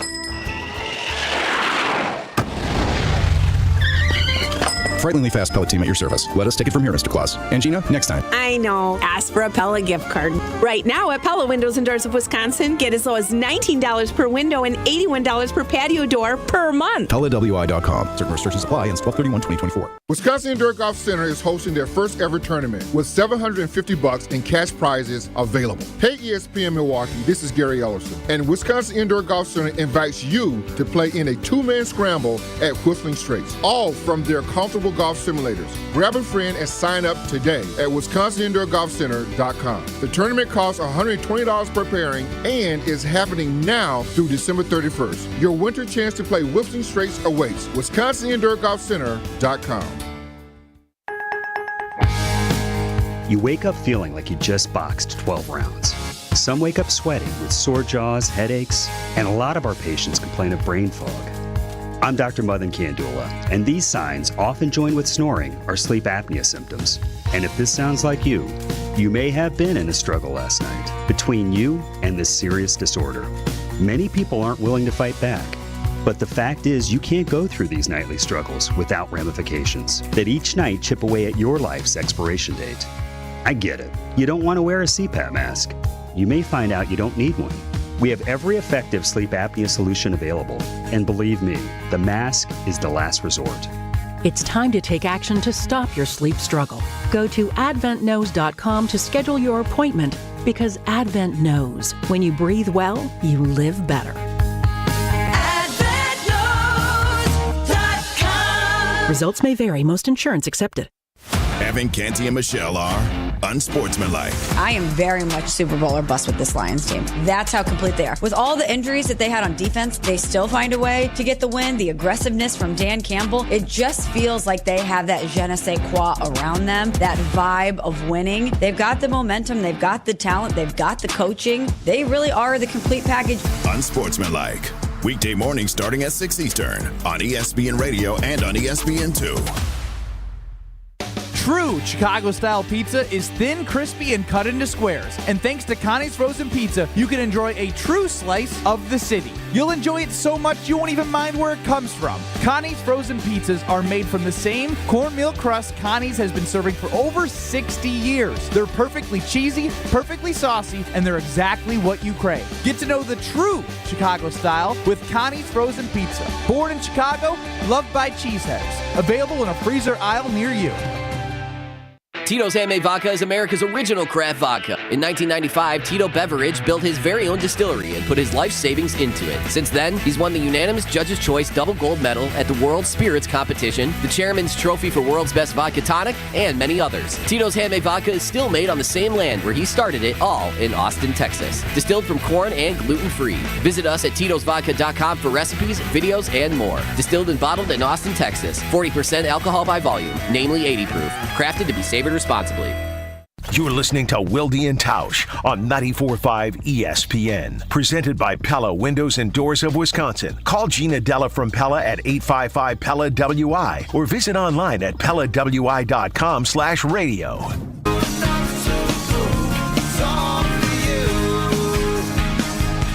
All right, good win. Goodbye, Tausch. His departure imminent on his flight to parts unknown. That leaves us with the opportunity to take a ton of calls.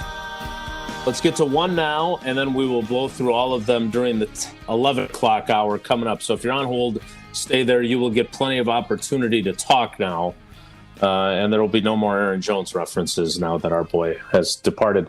Let's start with Steve in beautiful Ironwood, Michigan, up in the UP there. Hey, Steve, good morning. How are you? Yep.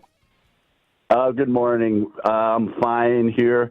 It's just an honor to talk to you guys, and I've got this to say, Jason. You know, and I'm not trying to blow smoke up your dress or anything like that, but I absolutely love listening to this show because the great majority of people that call on this show love the Packers. They're semi-knowledgeable about football. They love the banter between you and Tausch and Jesse, and it's really great to be able to participate in a show like this. And where I'm going with this was, just got to get this off my chest. I listened to Packer Game Night or Game Day or whatever on the post-game show yesterday. I wish Tausch was still here because they had a guy from Alabama yesterday. They had a guy from Alabama yesterday that waited for like 70 minutes. God bless him. But he sat there, and for the next 5 to 10 minutes, all he did was bash Gutekunst. He bashed LaFleur. He bashed our draft choices. He bashed this. I mean, and we listened, and God bless Tausch because he just sat there and listened to this where I'm just sitting there and smoke's coming out of my ears.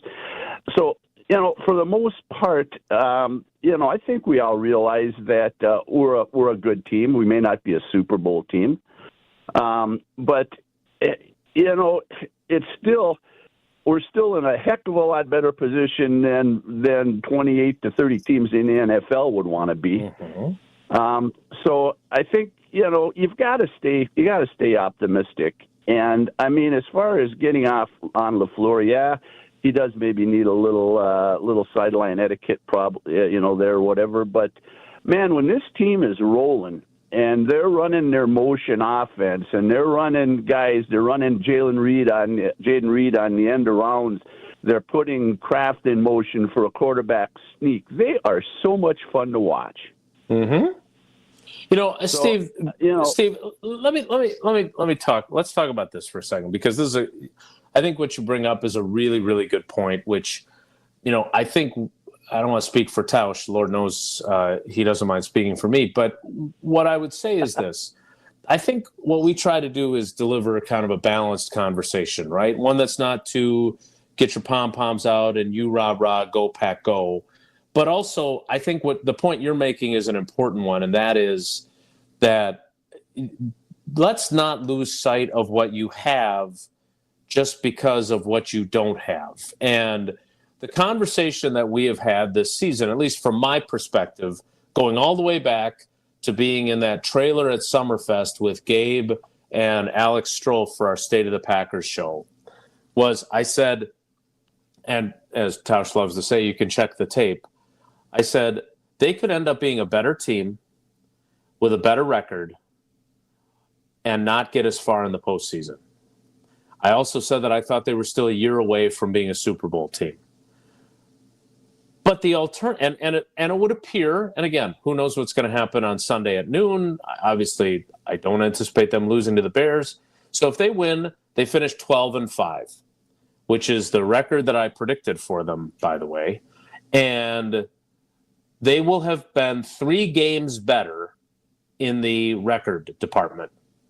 And yet somehow, if the Commanders win, which we expect, they will be in the exact same spot in the playoff picture, the 7th seed.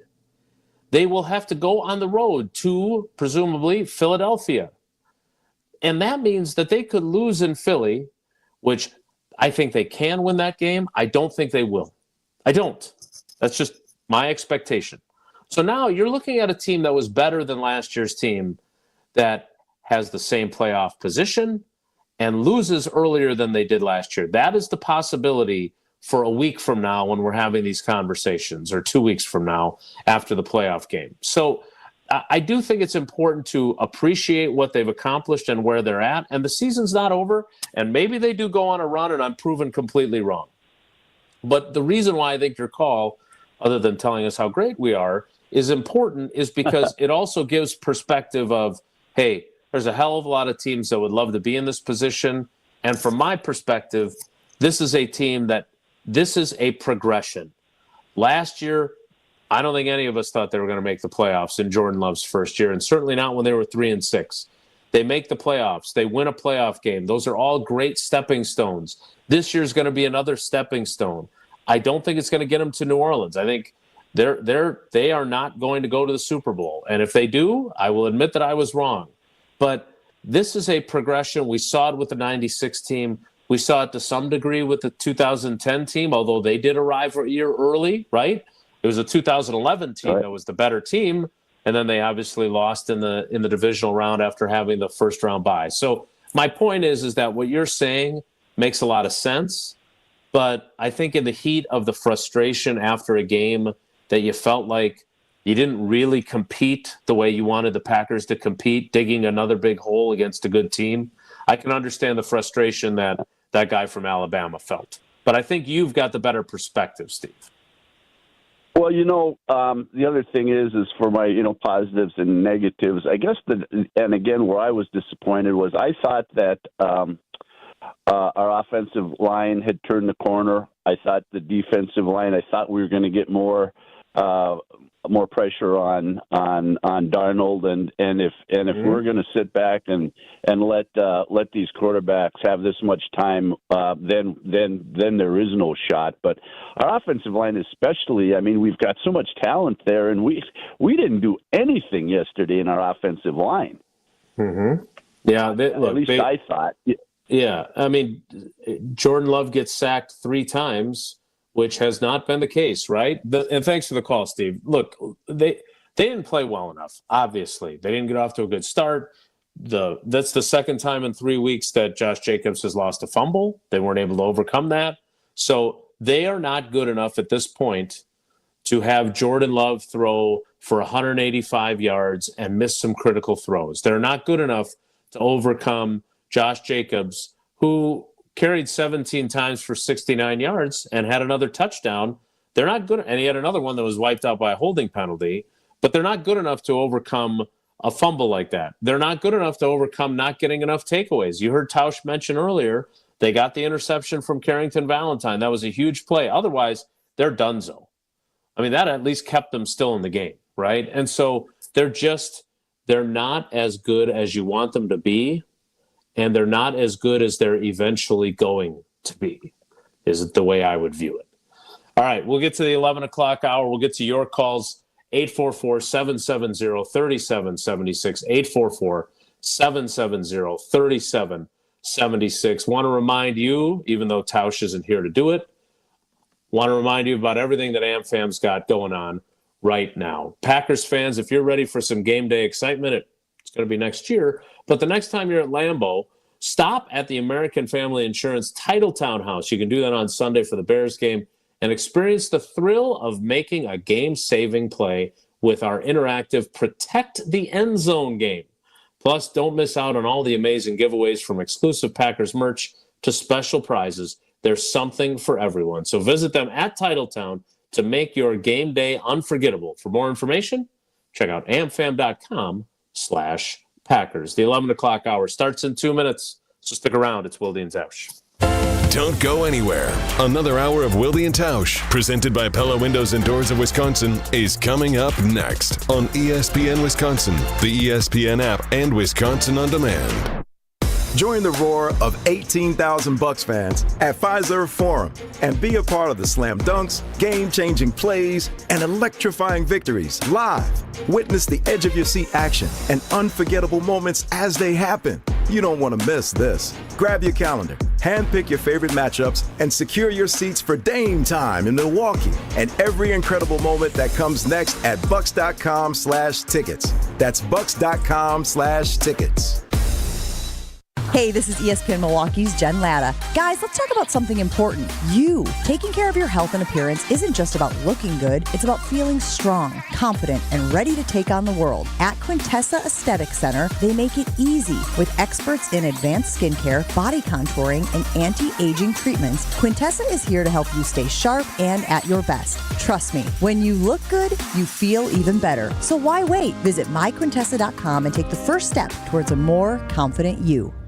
Winter is here. Don't let your car care take a backseat. Protect your car against rust, salt, and grime this season at Tsunami Express Car Wash. Tsunami Express makes cleanup a breeze with their state-of-the-art wash technology, powerful free vacuums, and convenient unlimited wash memberships. Try their new best-in-class T2 with graphene wash for the ultimate long-lasting shine and protection. Tsunami Express Car Wash. Wash, chill, repeat. Try your first wash free when you sign up online at TsunamiExpress.com. Here in Wisconsin, one name is synonymous with fantastic frozen pizza, Palermo's. For almost 60 years, Palermo's has focused on feeding Wisconsin families. And though Palermo's has grown a lot since 1964, they're still family-owned. They're still proud to call Milwaukee home. And they're still committed to making the best frozen pizza possible. From their new and improved rising crust pizzas to their guilt-free Primo thin pies, Palermo's has a delicious slice for every appetite. Find Palermo's in your local grocer's freezer food aisle. Palermo's. Flavor is our family's business. Tune in to KBN every day at 2 o'clock. Kyle Bruston Nortman. 94.5 ESPN is WKTI and WKTI HD, Milwaukee. A locally owned Good Karma brand station.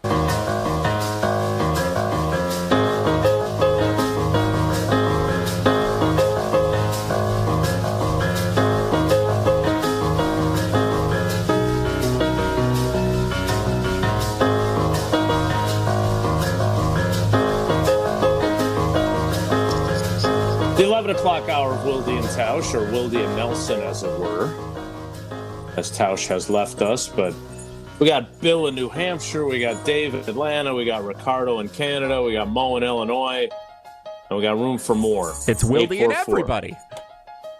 Indeed. Wilde and Aaron Jones. 844-770-3776. Let's keep rolling on with the calls. Let's go to Bill in New Hampshire. Bill, good morning. How are you today? Good morning, Jason. How are you guys? We're fantastic. What do you got for us? So, first time, long time. Thanks for taking my call. I had to call in to, I guess, sanity check if I'm overreacting with kind of my negative, and I have positives at the end. But just to sort of paint the picture, right? So, like a lot of Packer fans, I spent the week listening, consuming all kinds of content, getting ready for the game, getting excited. I am far from an X's and O's guy. But as you know, I'm sure there's some, including national kind of, let's call them nerdier podcasts that'll break some of these things down. And the interesting thing on Thursday and Friday was I heard a lot of talk there about, what do you do if you're Brian Flores, if you're the Vikings? How do you slid on this Packers offense? And there's, Love has been great against zone since the bye, but not very good against man coverage. Maybe they'll come out in that. Maybe that's where you go with this.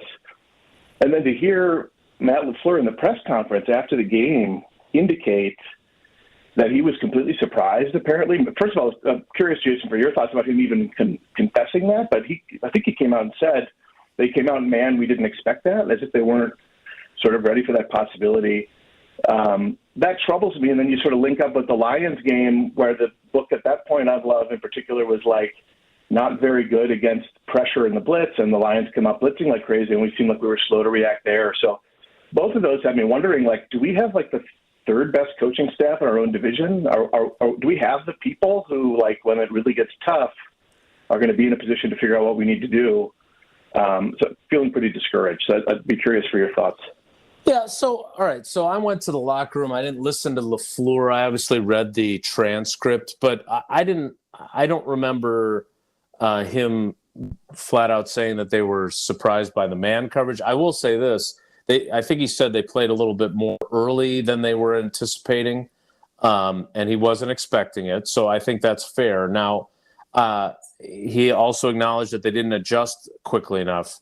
But I thought the biggest takeaway for me anyway, in terms of what they did coverage-wise, that they weren't able to execute against, was that they played so much off that they were not going to allow the Packers to get a big play. And why I would be surprised, or why I would be disappointed as a fan, is that, all right, you're not expecting that coverage because you don't have Watson, right? The fact that they don't have Watson would lead me to believe that the Vikings would think, well, we don't have to worry about them beating us over the top because they don't have their best option. But they continued to play that way, and yet they couldn't create opportunities with underneath routes and crossers and the things that are supposed to be a staple of this offense. And then, they don't, let's be honest here, right? I mean, if you look at what they did offensively yesterday, they didn't do jack until it was 27-10 in the fourth quarter. And now the Vikings are playing in a way that is essentially soft coverage to make you eat up clock in hopes of it takes you so long to get points that you're going to run out of time. And while they still had to make plays on that final drive, to get those completions, to be able to run out the rest of the clock.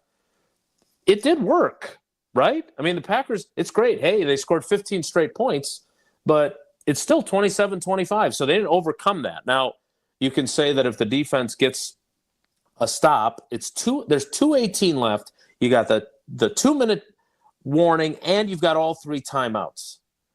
I think it's fair to say that as a team, you're expecting to get the ball back. And when I asked Kenny Clark about it in the locker room, he kind of looked at me, and I love Kenny, and he's obviously, he was certainly not going to tell me, Jason, you're an idiot. But I kind of felt like he was thinking that, because I said, what do you guys need to do in that situation? Because it's not like the Vikings just said, okay, we're going to run the ball 3 times and punt it away and make them use up all their timeouts. They ran those bootleg plays, which takes some guts. It does. That throw to Jefferson was gutsy because if they give the Packers the ball back with a minute and a half left and a timeout, that's crazy.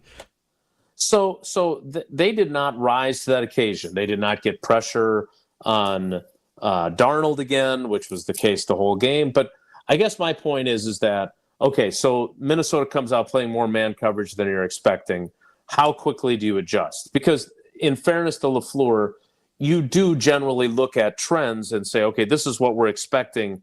This is what we're going to call because this is what we're expecting. So I didn't think, Bill, that was the bigger indictment. The bigger indictment for me is that once you realize they're doing something different, and I think Love said this, they didn't adjust fast enough. So that's where my frustration would be if I were you. Is that fair? Does that make sense? Yeah, it does. And I think, would you say it was similar conclusion with the beginning of that Lions game on those first 2 drives where they were sending everybody, and it seemed like it took one drive too long, maybe before they had the chance to kind of figure it out. And as you were talking earlier, the strong starts are so critical. It's hard to even know what to make of the rest of the game, because if they don't, if they go down on the first drive and score, right, the defense, for those first couple series, I think responded well. But like at a certain point, you got to put some yards and some points up. Otherwise, everything's going to unravel. So it just seems like adjusting early has been, sort of a letdown in these big games. And maybe the positive is you learn another lesson. So you're going to this isn't the end of the season. You get another shot. It's not ideal that you're probably going to Philly, but maybe that's a better matchup for this defense with Edgerrin Cooper maybe now than some of these, than the Lions or Vikings ones. So that's sort of all I got on that. But I think there is a lot to sort of worry about how we're reacting on the field in these games. Yeah, great first call, Bill. Call again someday. I would just say this too, though, to Bill's point, and he brought up the Detroit game. One, the drawback to that was it looked like maybe they figured it out by the 3rd series, and they get the big play to Watson, and it ends in a fumble, right? Again, this team, which has been so good about taking it away and still has a very positive differential when it comes to giveaways and takeaways, they don't have the margin for error. If you're going to say, we won the toss and we want the ball, and you're moving it fairly effectively on the opening drive, the last thing you can afford is for your workhorse running back to fumble. And talking with Josh Jacobs after the game, one of the first things he said was he felt like he sapped all the energy out of them as a team by fumbling. And he's not wrong. That is what happened, because you took the ball and you said, we want the ball and we're going to score. And you were on your way to doing that. Do I think they necessarily win the game if they score on the opening drive? No, but I like their chances a hell of a lot better.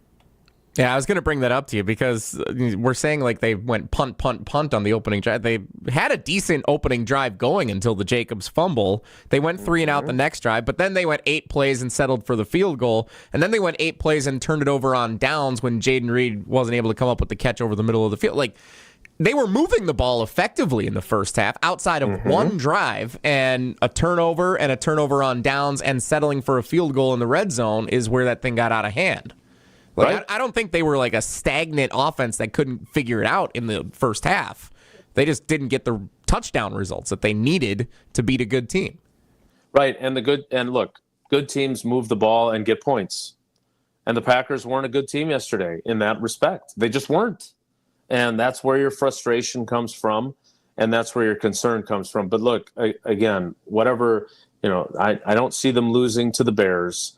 So they go, and I don't see Mike McCarthy's team, given where the Cowboys are at, even though they're at home, being able to rise up again the way they rose up against Tampa after being eliminated from playoff contention.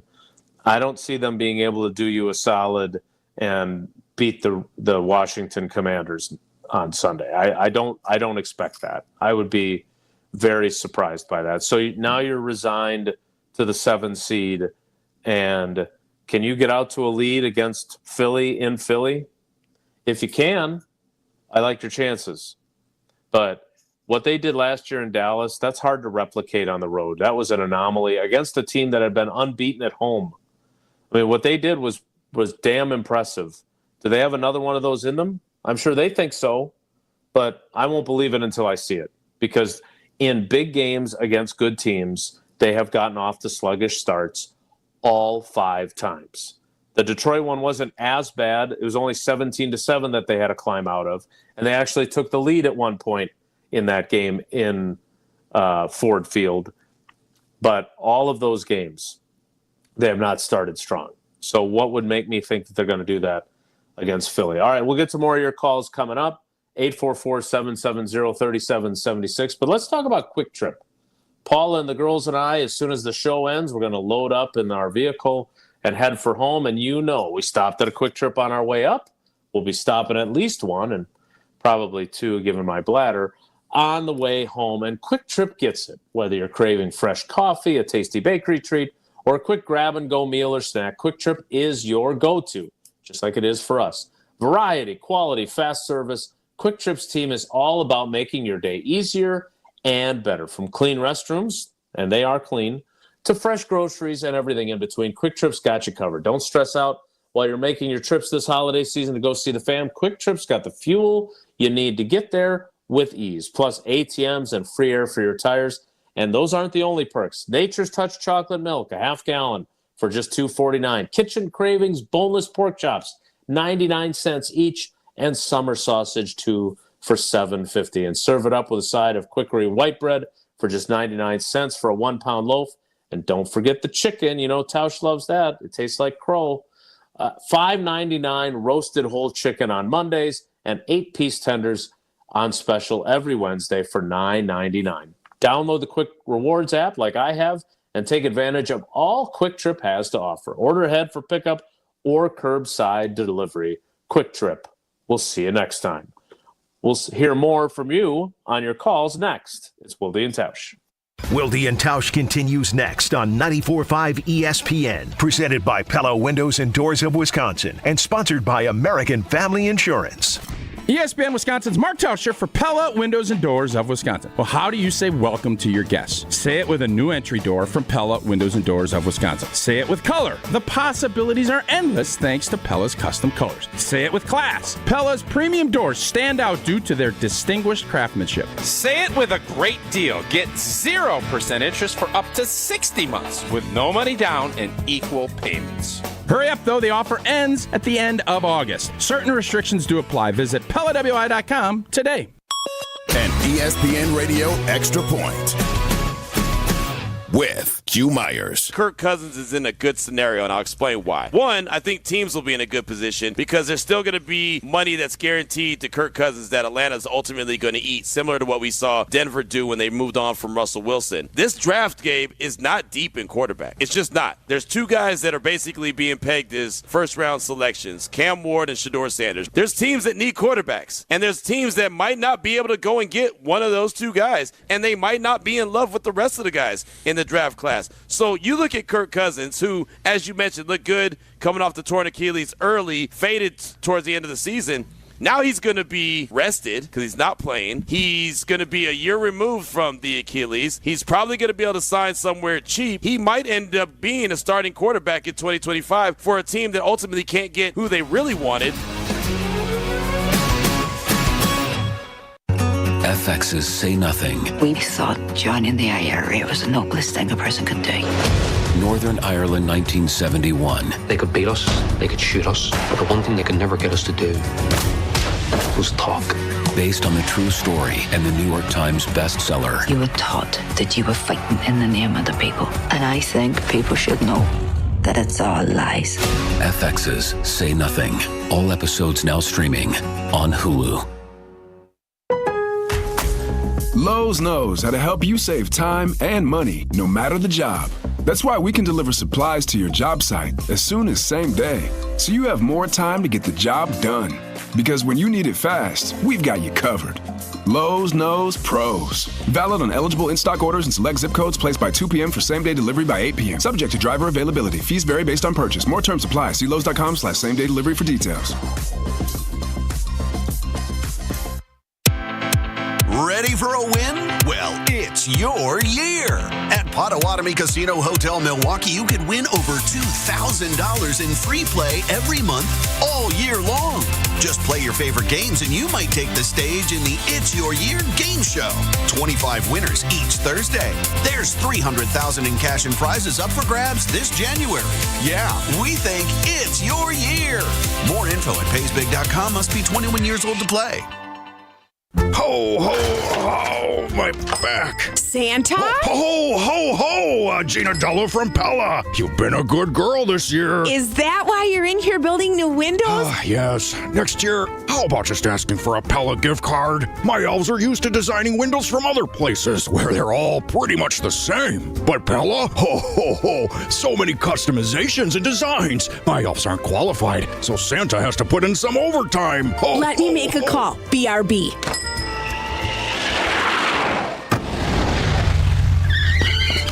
Frighteningly fast Pella team at your service. Let us take it from here, Mr. Claus. And Gina, next time. Yeah, I know. Santa already lectured me. Ask for a Pella gift card. What if you need new windows or doors, but you're on the naughty list? Right now at Pella Windows and Doors of Wisconsin, get as low as $19 per window and $81 per patio door per month. Ho, ho, ho. Visit the Pella site. And to all, a good night. PellaWI.com. Certain restrictions apply. Ends 12/31/2024. This is Wilde and Tausch on 94.5 ESPN. Sponsored by American Family Insurance. Insure carefully, dream fearlessly. Get a quote and find an agent at amfam.com.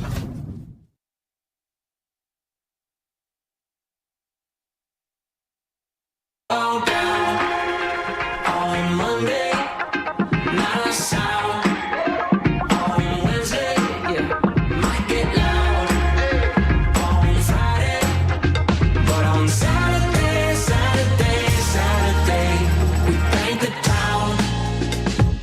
Lose my sense of time or 2 weeks feel like. Let's get right back to your calls. 844-770-3776. Let's go to Dave in Atlanta. Dave, thanks for holding on. Good morning. How are you? I'm doing good, Jason. Thanks for taking my call. Really appreciate it. We appreciate you waiting. I want to kind of debunk Okay, no problem. I want to kind of debunk a couple of things that I heard while waiting on hold. One is Josh Jacobs' fumble. I mean, we're making too much of it, in my opinion. They stopped him. Vikings ended up punting. I mean, the game was close at half. So let's put that aside. Second thing is Tausch is going on and on about the way Matt LaFleur makes faces on the sideline or gets emotional. So what? It has nothing to do with Van Ness not being able to rush or pressure the quarterback or Reed to not disappear and get open. So let's forget about those topics unless we just need to fill the show. One quick thing. Here's what I want to ask you as a journalist, and I know you want to you don't go to the league games because I think you're smart. Your kids are growing up, and you'll never get that time back. So, being a part-time, whatever you get to do, that's great. But here's a question for you as a writer there, and you know these guys. It's not going to be you because I don't think it's going to be you because you're not there all the time. But who of the writers will do the actual story of Jair Alexander? It's not going to be the two guys who work for the Packers. Probably not going to be Spoon. Probably not. Who's going to actually dig in and do some investigating? Is he holding out? Is he faking? What does the team really think about it? Because this has gone on long enough. Do you know if he is he on the sideline? Did he even make the trip? I'll be honest. I did not look to see if he was on the sideline. I think he was, but I can't say that for certain. I will say that I have been making inroads on trying to get a better understanding of what the truth is there. They certainly do a good job of circling the wagons. Our buddy Bill Huber did a really good job of getting the Romeo Dobbs story before the Packers were able to tell it the way they wanted to. And I can assure you that I and others are trying to get more clarity on Jair Alexander. Not to be too far inside baseball or inside journalism, but one thing the Packers have done a really good job of from their perspective is creating a chill effect of not having anyone inside their building talk about things. Whereas when earlier in my career, I had John Schneider, I had John Dorsey, I had Reggie McKenzie, who not only were willing to shed light on things, but more importantly, I think saw the value in allowing fans to know what the hell's going on and having them be informed. Because I don't think that this Jair Alexander situation helps anybody. And frankly, having the truth out there doesn't, or preventing the truth from being out there, whatever it may be, all it does is leaves a vacuum for people for conjecture, which I don't think helps you. So it has been one of my frustrations. I have tried. Again, I've had a couple of conversations with Jair, but he's not certainly going to say, whatever issue there is beyond the knee that is going on there, I can assure you we're trying to get to the bottom of it. It may not come until after the season is over, but look, this was the game where A, they needed him, and B, I expected him. And the fact that he didn't play, and the fact that they ruled him out, and the fact that he went from being estimated as a full participant in the walkthroughs on Wednesday to being limited on Thursday to not practicing on Friday and being ruled out on Friday, those are the kinds of things that you can't help but wonder what the hell's going on with this guy. And they have created that environment. He has created that environment. And I can assure you we're trying to do that. I'm there every day from covering the team on a day-to-day basis. I don't do the road games very often. It was great to be at this one. I do sometimes miss those days early in my career. But like you said, I would missing the stuff the girls do more, so I'm okay with it. But look, I can tell you this. You go to a road game. I walked to the bus with Josh Myers yesterday. I don't get to do that at a home game. And he was pretty passionate for those that read the State Journal story this morning. Going to see Aaron Jones, I wouldn't have got the chance to do that either. Tausch can make fun of me all he wants, but I think Aaron Jones was speaking the truth that this team has the pieces that they could go on a run. But they haven't done anything to prove it. And one of the pieces that's missing, to your original point, they're a better team with Jair Alexander healthy and bought in. And if you can have, I'll say this, if you're five in the nickel, are Keyshawn Nixon, Jair Alexander, Carrington Valentine, Evan Williams, and Xavier McKinney, I think they've got a shot against the Eagles wide receiver tandem, the Lions wide receivers, and the Vikings wide receivers. If they don't, and you have to play Eric Stokes in some way, that's a tough deal. So that's kind of how I see where they're at. But I can assure you it's not for lack of effort. We've run into a lot of brick walls in our search for the truth about Jair Alexander.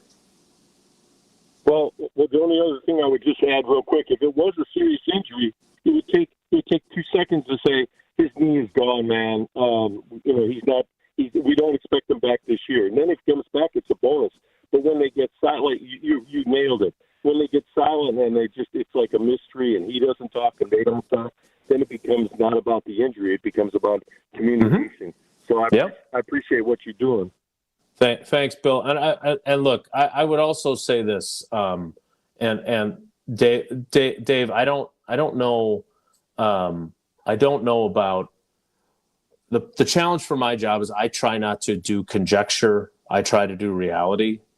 And I can't say this for certain, but I will tell you my theory. And that is, much like David Bakhtiari 2 years ago, I think the coaches and maybe even the medical staff think Jair could play, and Jair doesn't. He doesn't trust his knee. Now, it's his body. He gets to make that decision. I do not know that. That is my working theory, that if I can prove it, I will.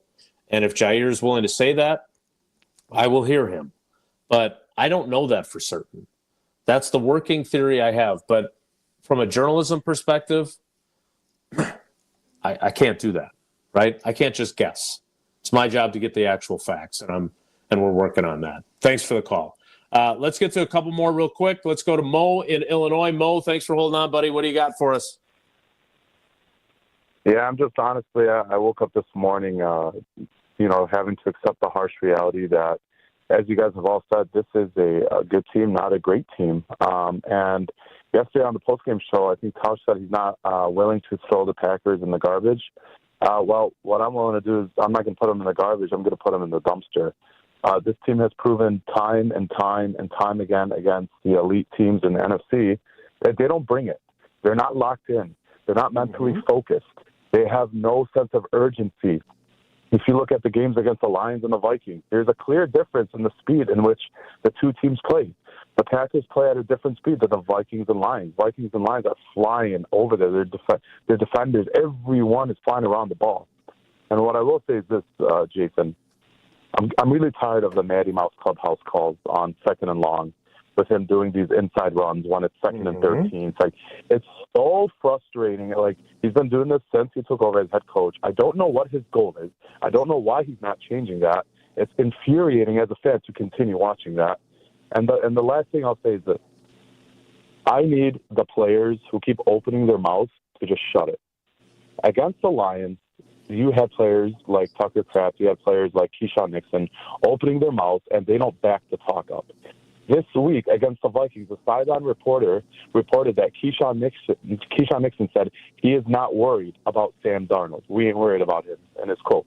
It's got to stop, because if you're talking and not backing it up, you make yourself look like a fool. And it's embarrassing to the fan base. It's embarrassing to the players. You got to back up your talk. I don't want to hear them talk anymore. Go out and prove it, and prove that you could beat a good team. But in my opinion, this team will go one and done. Yeah, and I don't have anything to push back on you, Mo, with, right? I mean, they can keep saying that, oh, we can beat these teams. Tausch can say it. Aaron Jones can say it. Anyone can say it. But they have no evidence, right? And I'll give Xavier McKinney credit. He's the one guy who said it. You know, I want to say, yeah, we're in their same class, but I can't, because we haven't beaten any of them. And so, in fairness to him, he's at least telling the truth, right? He's telling the reality, which is we haven't been good enough. And whether or not that changes, again, I don't know. They're going to beat the Bears this week, and it's going to be happy talk about, all right, we've gotten things straightened out. We're back. You know, we're ready now for the playoffs. We're not afraid of this long road that we're going to have to take. We're ready to go. And we'll see. We'll see if that comes together or not. All right, we'll get to a couple more calls coming up. 844-770-3776 as we wrap things up. Stick around. It's Wilde and Tausch. On air, online, and on demand. Get all your favorite ESPN Wisconsin content anywhere you get your podcasts for free. The new Wisconsin On Demand. It's free, it's everywhere, and it's for you. Welcome to Milwaukee Bucks basketball. Thought about the three, now good bounce pass inside to Giannis, who grabs it home with the two hands. This is the BMO Bucks Radio Network. Off to Portis. He throws it down with a sledgehammer. And another Denver timeout. The Bucks take on the Philadelphia 76ers at the Wells Fargo Center in Philly. James got it now on the left wing. Around a Giannis screen. He's up a three. He hits it with another one coming on the house. Now, here's the radio host of the Bucks, Justin Garcia.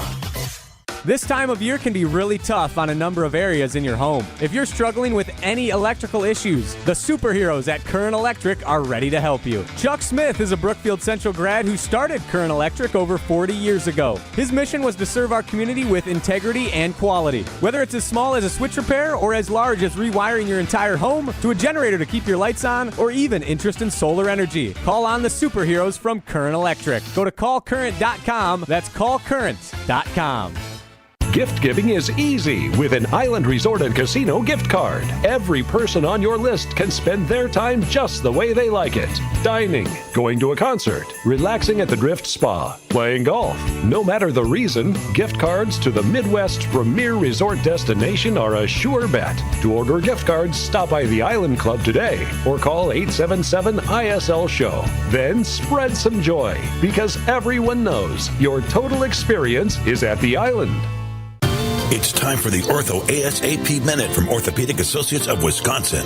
I'm here with Dr. Chris Killian. Doctor, what makes an OAW surgeon different? A very unique factor I think that we have at our group is that every single surgeon here is fellowship trained, meaning everyone has gone through specialty training in their specific area of focus. So if you come to get your knee replaced or if you come to see me and get your shoulder done, every single person that you come and see has specific advanced training in that field.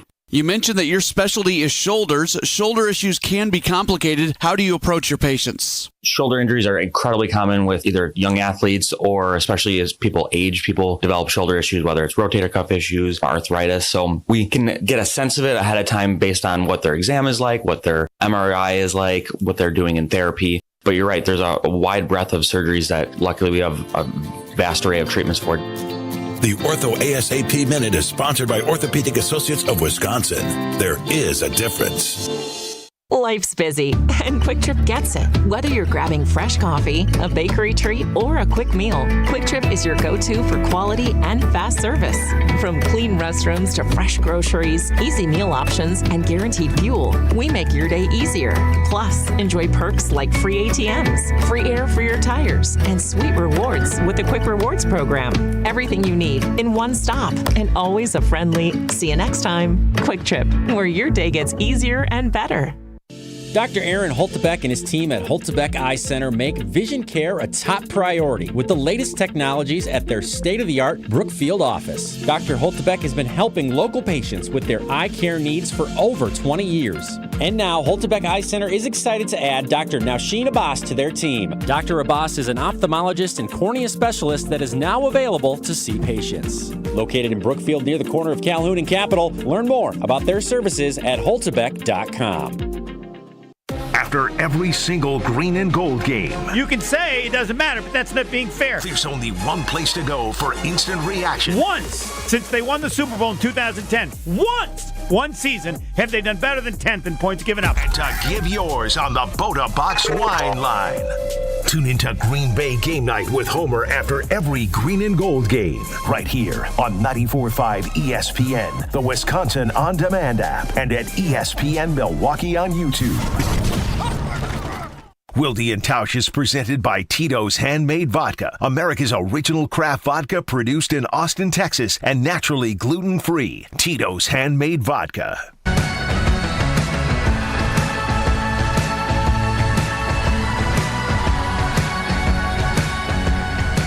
Let's get to our last two calls, and we'll have some final thoughts. Let's go to Sam in Kenosha first. Sam, good morning. Thanks for holding on, buddy. What do you got? Morning, guys. I'm definitely with you there that, we haven't seen the evidence that they can win, but kind of like Tausch, I think I kind of see a path where, like you guys said, they were, moving the ball and, unfortunately not converting the fourth down and the fumble and that.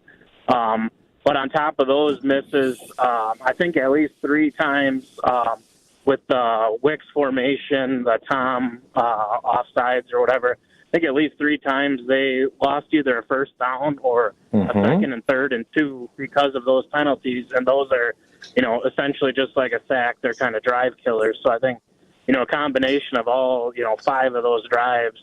But the most frustrating part is those are procedural penalties at the end of the season, which are kind of inexcusable. But, with that, obviously changing that definitely changes all those drives. And then with the people saying, Matt LaFleur's face, I think the biggest and most important one was our last scoring drive. He's calling in the play, and he's trying to get them to hurry up, but how that wasn't conveyed, before they ever took the field, they should have been hurrying, and he makes it seem like they're going slow, but, that's on him as the play caller, as the head coach.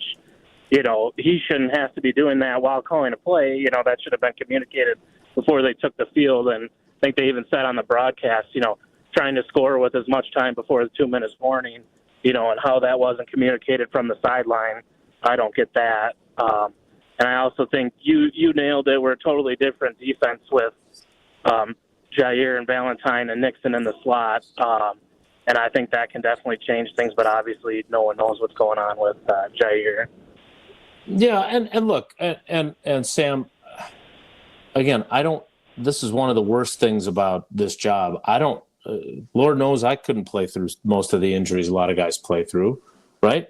But a PCL tear that occurred on October 27th, which, at least in the opinion of the medical staff, had healed sufficiently that he was able to be cleared to play against the Bears on November 17th.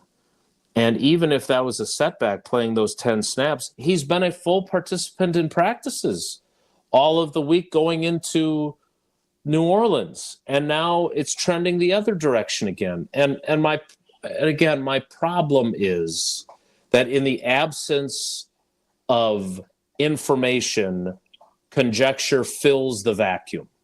And I don't want that. As a reporter, I never want that. I want facts, not conjecture. And the Jair situation, unlike the David Bakhtiari situation, which followed a similar path, eventually David Bakhtiari stood and talked to us for 45 minutes and went through the entirety of everything he was dealing with, gave us specifics of what was wrong with his knee. All that stuff came out after he played in the opener against Chicago, missed several more games, and we were starting to wonder what the hell's going on with this guy. And Matt LaFleur's affect when this comes up is a lot like it was with Bakhtiari. I don't really want to talk about this. I'm going to trot out the I'm not a medical person answer. So clearly there's something there. And the longer we don't have clarity, like, again, from a reporter's perspective, I want to get to the last call here, but from a reporter's perspective, this is where you have someone give the information on background. This is one of those rare instances where it helps you as a team to have someone say off the record, here's the deal. And they have chosen not to do that. They are well within their rights to choose not to do that. But this is what leads to the questions. And Jair hasn't done anything to help it either, other than complimenting me on my hoodie that I was wearing the other day, which doesn't help me get to the bottom of things. Although it is a nice hoodie. The grass is damn green in Eugene. Let's get one more call before we end things today. And before Jesse tells us about Tausch's love of Coors Light, let's go to Alan out in California. We have covered the contiguous We've been everywhere 48 today. states, baby. We've been everywhere, man. Alan, good morning. Thanks for holding on for us. What do you got? Jason, at long last. Thanks for taking my call. I've almost distilled why the Packers are separate from the elite teams, the Lions, the Vikings, and the Eagles, and it's really four things. The first thing are the receivers. I don't think the Packers have a elite, quote-unquote, receivers, because when I looked at the game, Darnold was making throws that weren't perfect, and they were all being caught. And Love made some throws that weren't perfect that hit people in the hands, and they were dropped. So I think that's an issue. And, I mean, none of this stuff is new to you because I've been listening to you for years. And how many times have we reported that the Packers' pass rush basically sucks? And Hafley, who I'm right with you as a great admirer of Hafley. I think he's done great stuff for the team. I love how he handles himself. But it only works against teams like the Saints and the Titans. When you go against an offensive line, the front four have to do something. And Rashawn Gary is in the running for the most underachieving, overpaid defensive lineman in the history of the National Football League. Lucas Van Ness is increasingly looking like a bust. For all the bouquets that one could throw at Goody, drafting defensive linemen is not in his, number one hit parade. It just isn't. And they have to fix that. That's a chronic problem. The other thing is, and I hate to say this because I really like Matt LaFleur. I really appreciate his passion, his scheming, but the coaching. First off, he's the play caller, okay? And I don't want to turn this into when I was a leader in the Navy, sea story or any of that, but the eye rolling, the emotion, the needless emotion that solves nothing on the sideline. I think he needs to control that and think more about the play calling.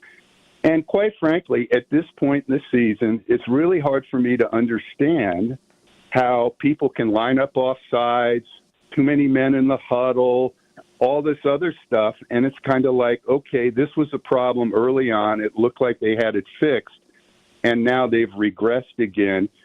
And I guess on the list of approved excuses, you could say, oh, well, they're the youngest team in the NFL. But after 16 games, that just doesn't wash with me.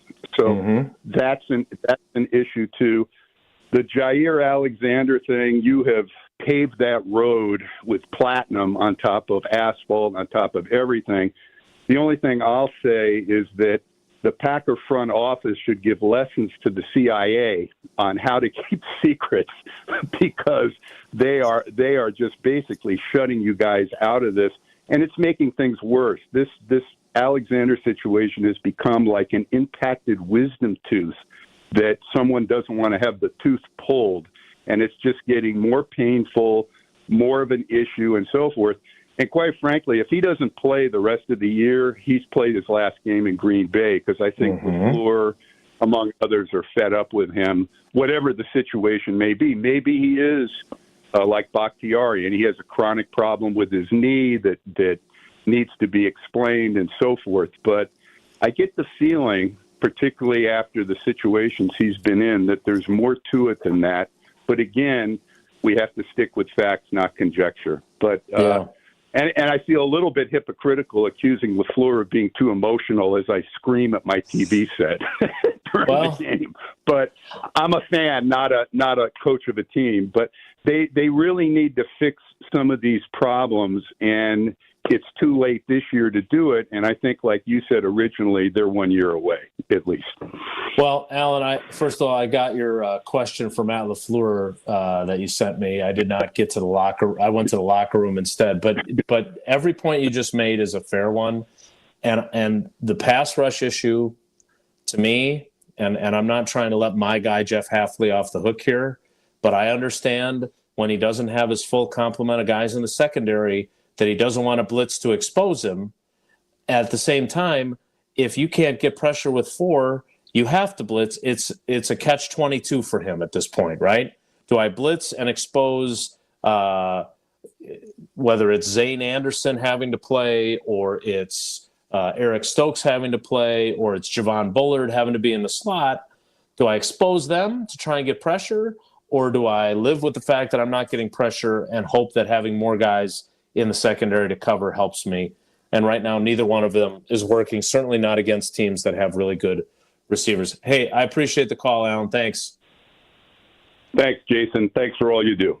Bye-bye. All right. So we got a couple minutes left. We got to wrap things up. But, Jesse, tell us a little bit about your and Tausch's love of Coors Light so we can put a bow on things in the final segment. Do you want me to do the Tausch impression, or should I just do this one straight? I know you're a fan of Coors Light, too, so you could just speak on your own experience with the Blue Mountains. I am a fan of Coors Light, just like Mark Tauscher. But Jesse Nelson here to tell you about the Blue Mountains of cold, refreshing Coors Light. Whether you're celebrating your favorite team winning or losing, you just need a moment to chill, or maybe you're getting ready to ring in the new year tomorrow night, and your buddy from Illinois is driving up, and you guys are having a nice little house party at your place in Sun Prairie. Crack open a Rocky Mountain cold Coors Light, cheering on the Boise State Broncos tomorrow night in the whatever bowl they're playing, Penn State. Let's go, Boise.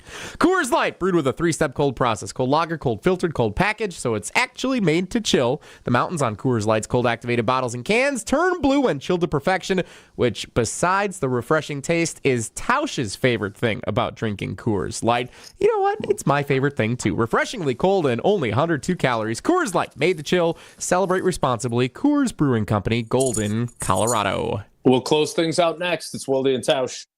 Wilde and Tausch is presented by Pella Windows and Doors of Wisconsin. Call Gina Della from Pella at 855-PELLA-WI or visit online at PellaWI.com/radio. Whether it's live or in podcast form, you've heard us on air with all of our shenanigans. Gabe, I'm throwing some.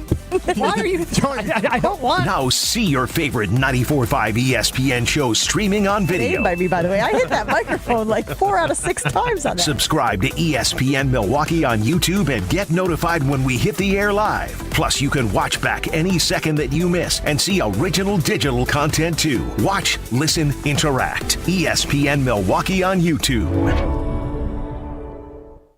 Homer here. I'm inviting you to join me starting August the 9th as we explore the many shades of Ireland with Colette Vacations, a 10-day journey filled with legendary views, historic expeditions, and unforgettable tales. Explore the historic city of Dublin, kiss the famous Blarney Stone, and stand on the spectacular cliffs of Moher. We'll also journey Ireland's breathtaking countryside and follow the stunning coastal route of the Ring of Kerry. We'll experience the daily life of an Irish family with a dairy farm. Visit and enjoy a taste or 2 or 3 at a historic whiskey distillery, and we'll even stay overnight in a medieval castle. Join me for all of these experiences and so many more. Colette handles all the details of the 10-day excursion. Flights, the meals, the hotels, the experiences. Don't worry about it. Your only job is to have the time of your life. Don't miss out. Meet the wonderful Colette team and me on Sunday, February the 2nd to find out all the details. Or text HOMER to ESPN Milwaukee's talk and text line for full details. That's HOMER to 800-990-3776.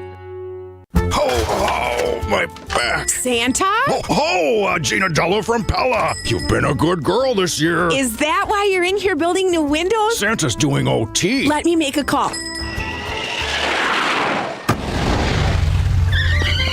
Frighteningly fast Pella team at your service. Let us take it from here, Mr. Claus. And Gina, next time. I know. Ask for a Pella gift card. Right now at Pella Windows and Doors of Wisconsin, get as low as $19 per window and $81 per patio door per month. PellaWI.com. Certain restrictions apply. Ends 12/31/2024. NBA All-Star voting presented by AT&T is open now. My favorite time of the year. And this year, folks, NBA All-Star is back with a brand new twist. 4 teams, single elimination. I like that, Ernie. Oh, I'm ready. So make your voice heard and vote for your All-Stars every day. You could even win a trip to watch the game live. I know my picks will be way better than Chuck's. Stop lying, Shaq. NBA All-Star voting presented by AT&T is now open. Head to NBA.com/vote and pick your All-Stars today. Light up the new year with help from Menards. Explore our lighting showroom and find your style with our great selection of Patriot Lighting ceiling lights. We have a variety of styles and finishes to choose from, including color temperature options to create the perfect ambiance for any occasion. Right now, all stock flush mount ceiling lights are on sale. View the weekly flyer and all of our great deals happening this week today on Menards.com.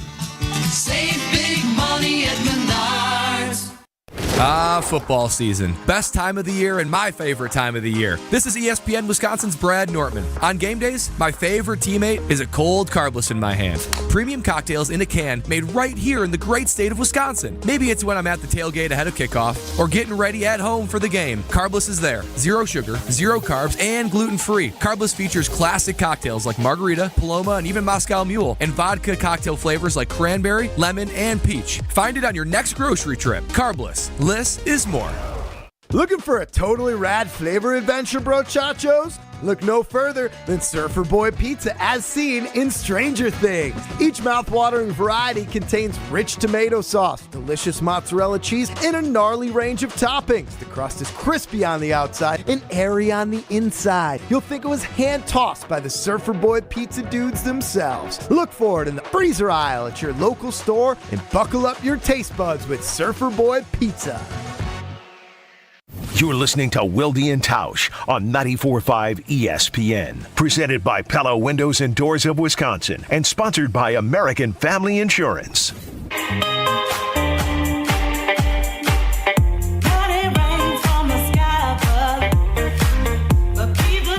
So we're almost out of time.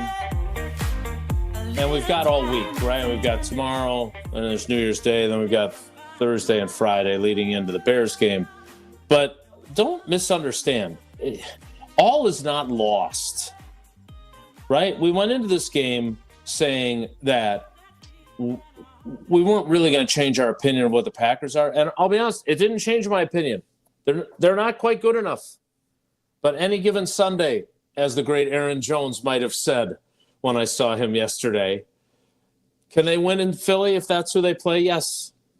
Can they beat Philly, Detroit/Minnesota, and then potentially the other one? No, I don't think they can. I think they're a year away. But all is not lost, and crazier things have happened. We'll talk more about the Packers all week. Pretty crazy to go 0-5 in the regular season, 3-0 in the postseason against those teams, though. That's a good story. As someone who loves a good story, that would be an incredible story. That's what would make it incredible, is that it's very unlikely. All right, that's it for us today. Tausch will join us from his undisclosed location somewhere in America, I think, unless he went to Europe, tomorrow. We will be back to talk about all this and more. Matt LaFleur talks at 2 o'clock. I won't be there yet. I'll be on my way home, but we'll see what the coach has to say. That's it for us today. Thanks for coming along for the ride. Have a great day. Take care. Be good. Elevate your game day gear or any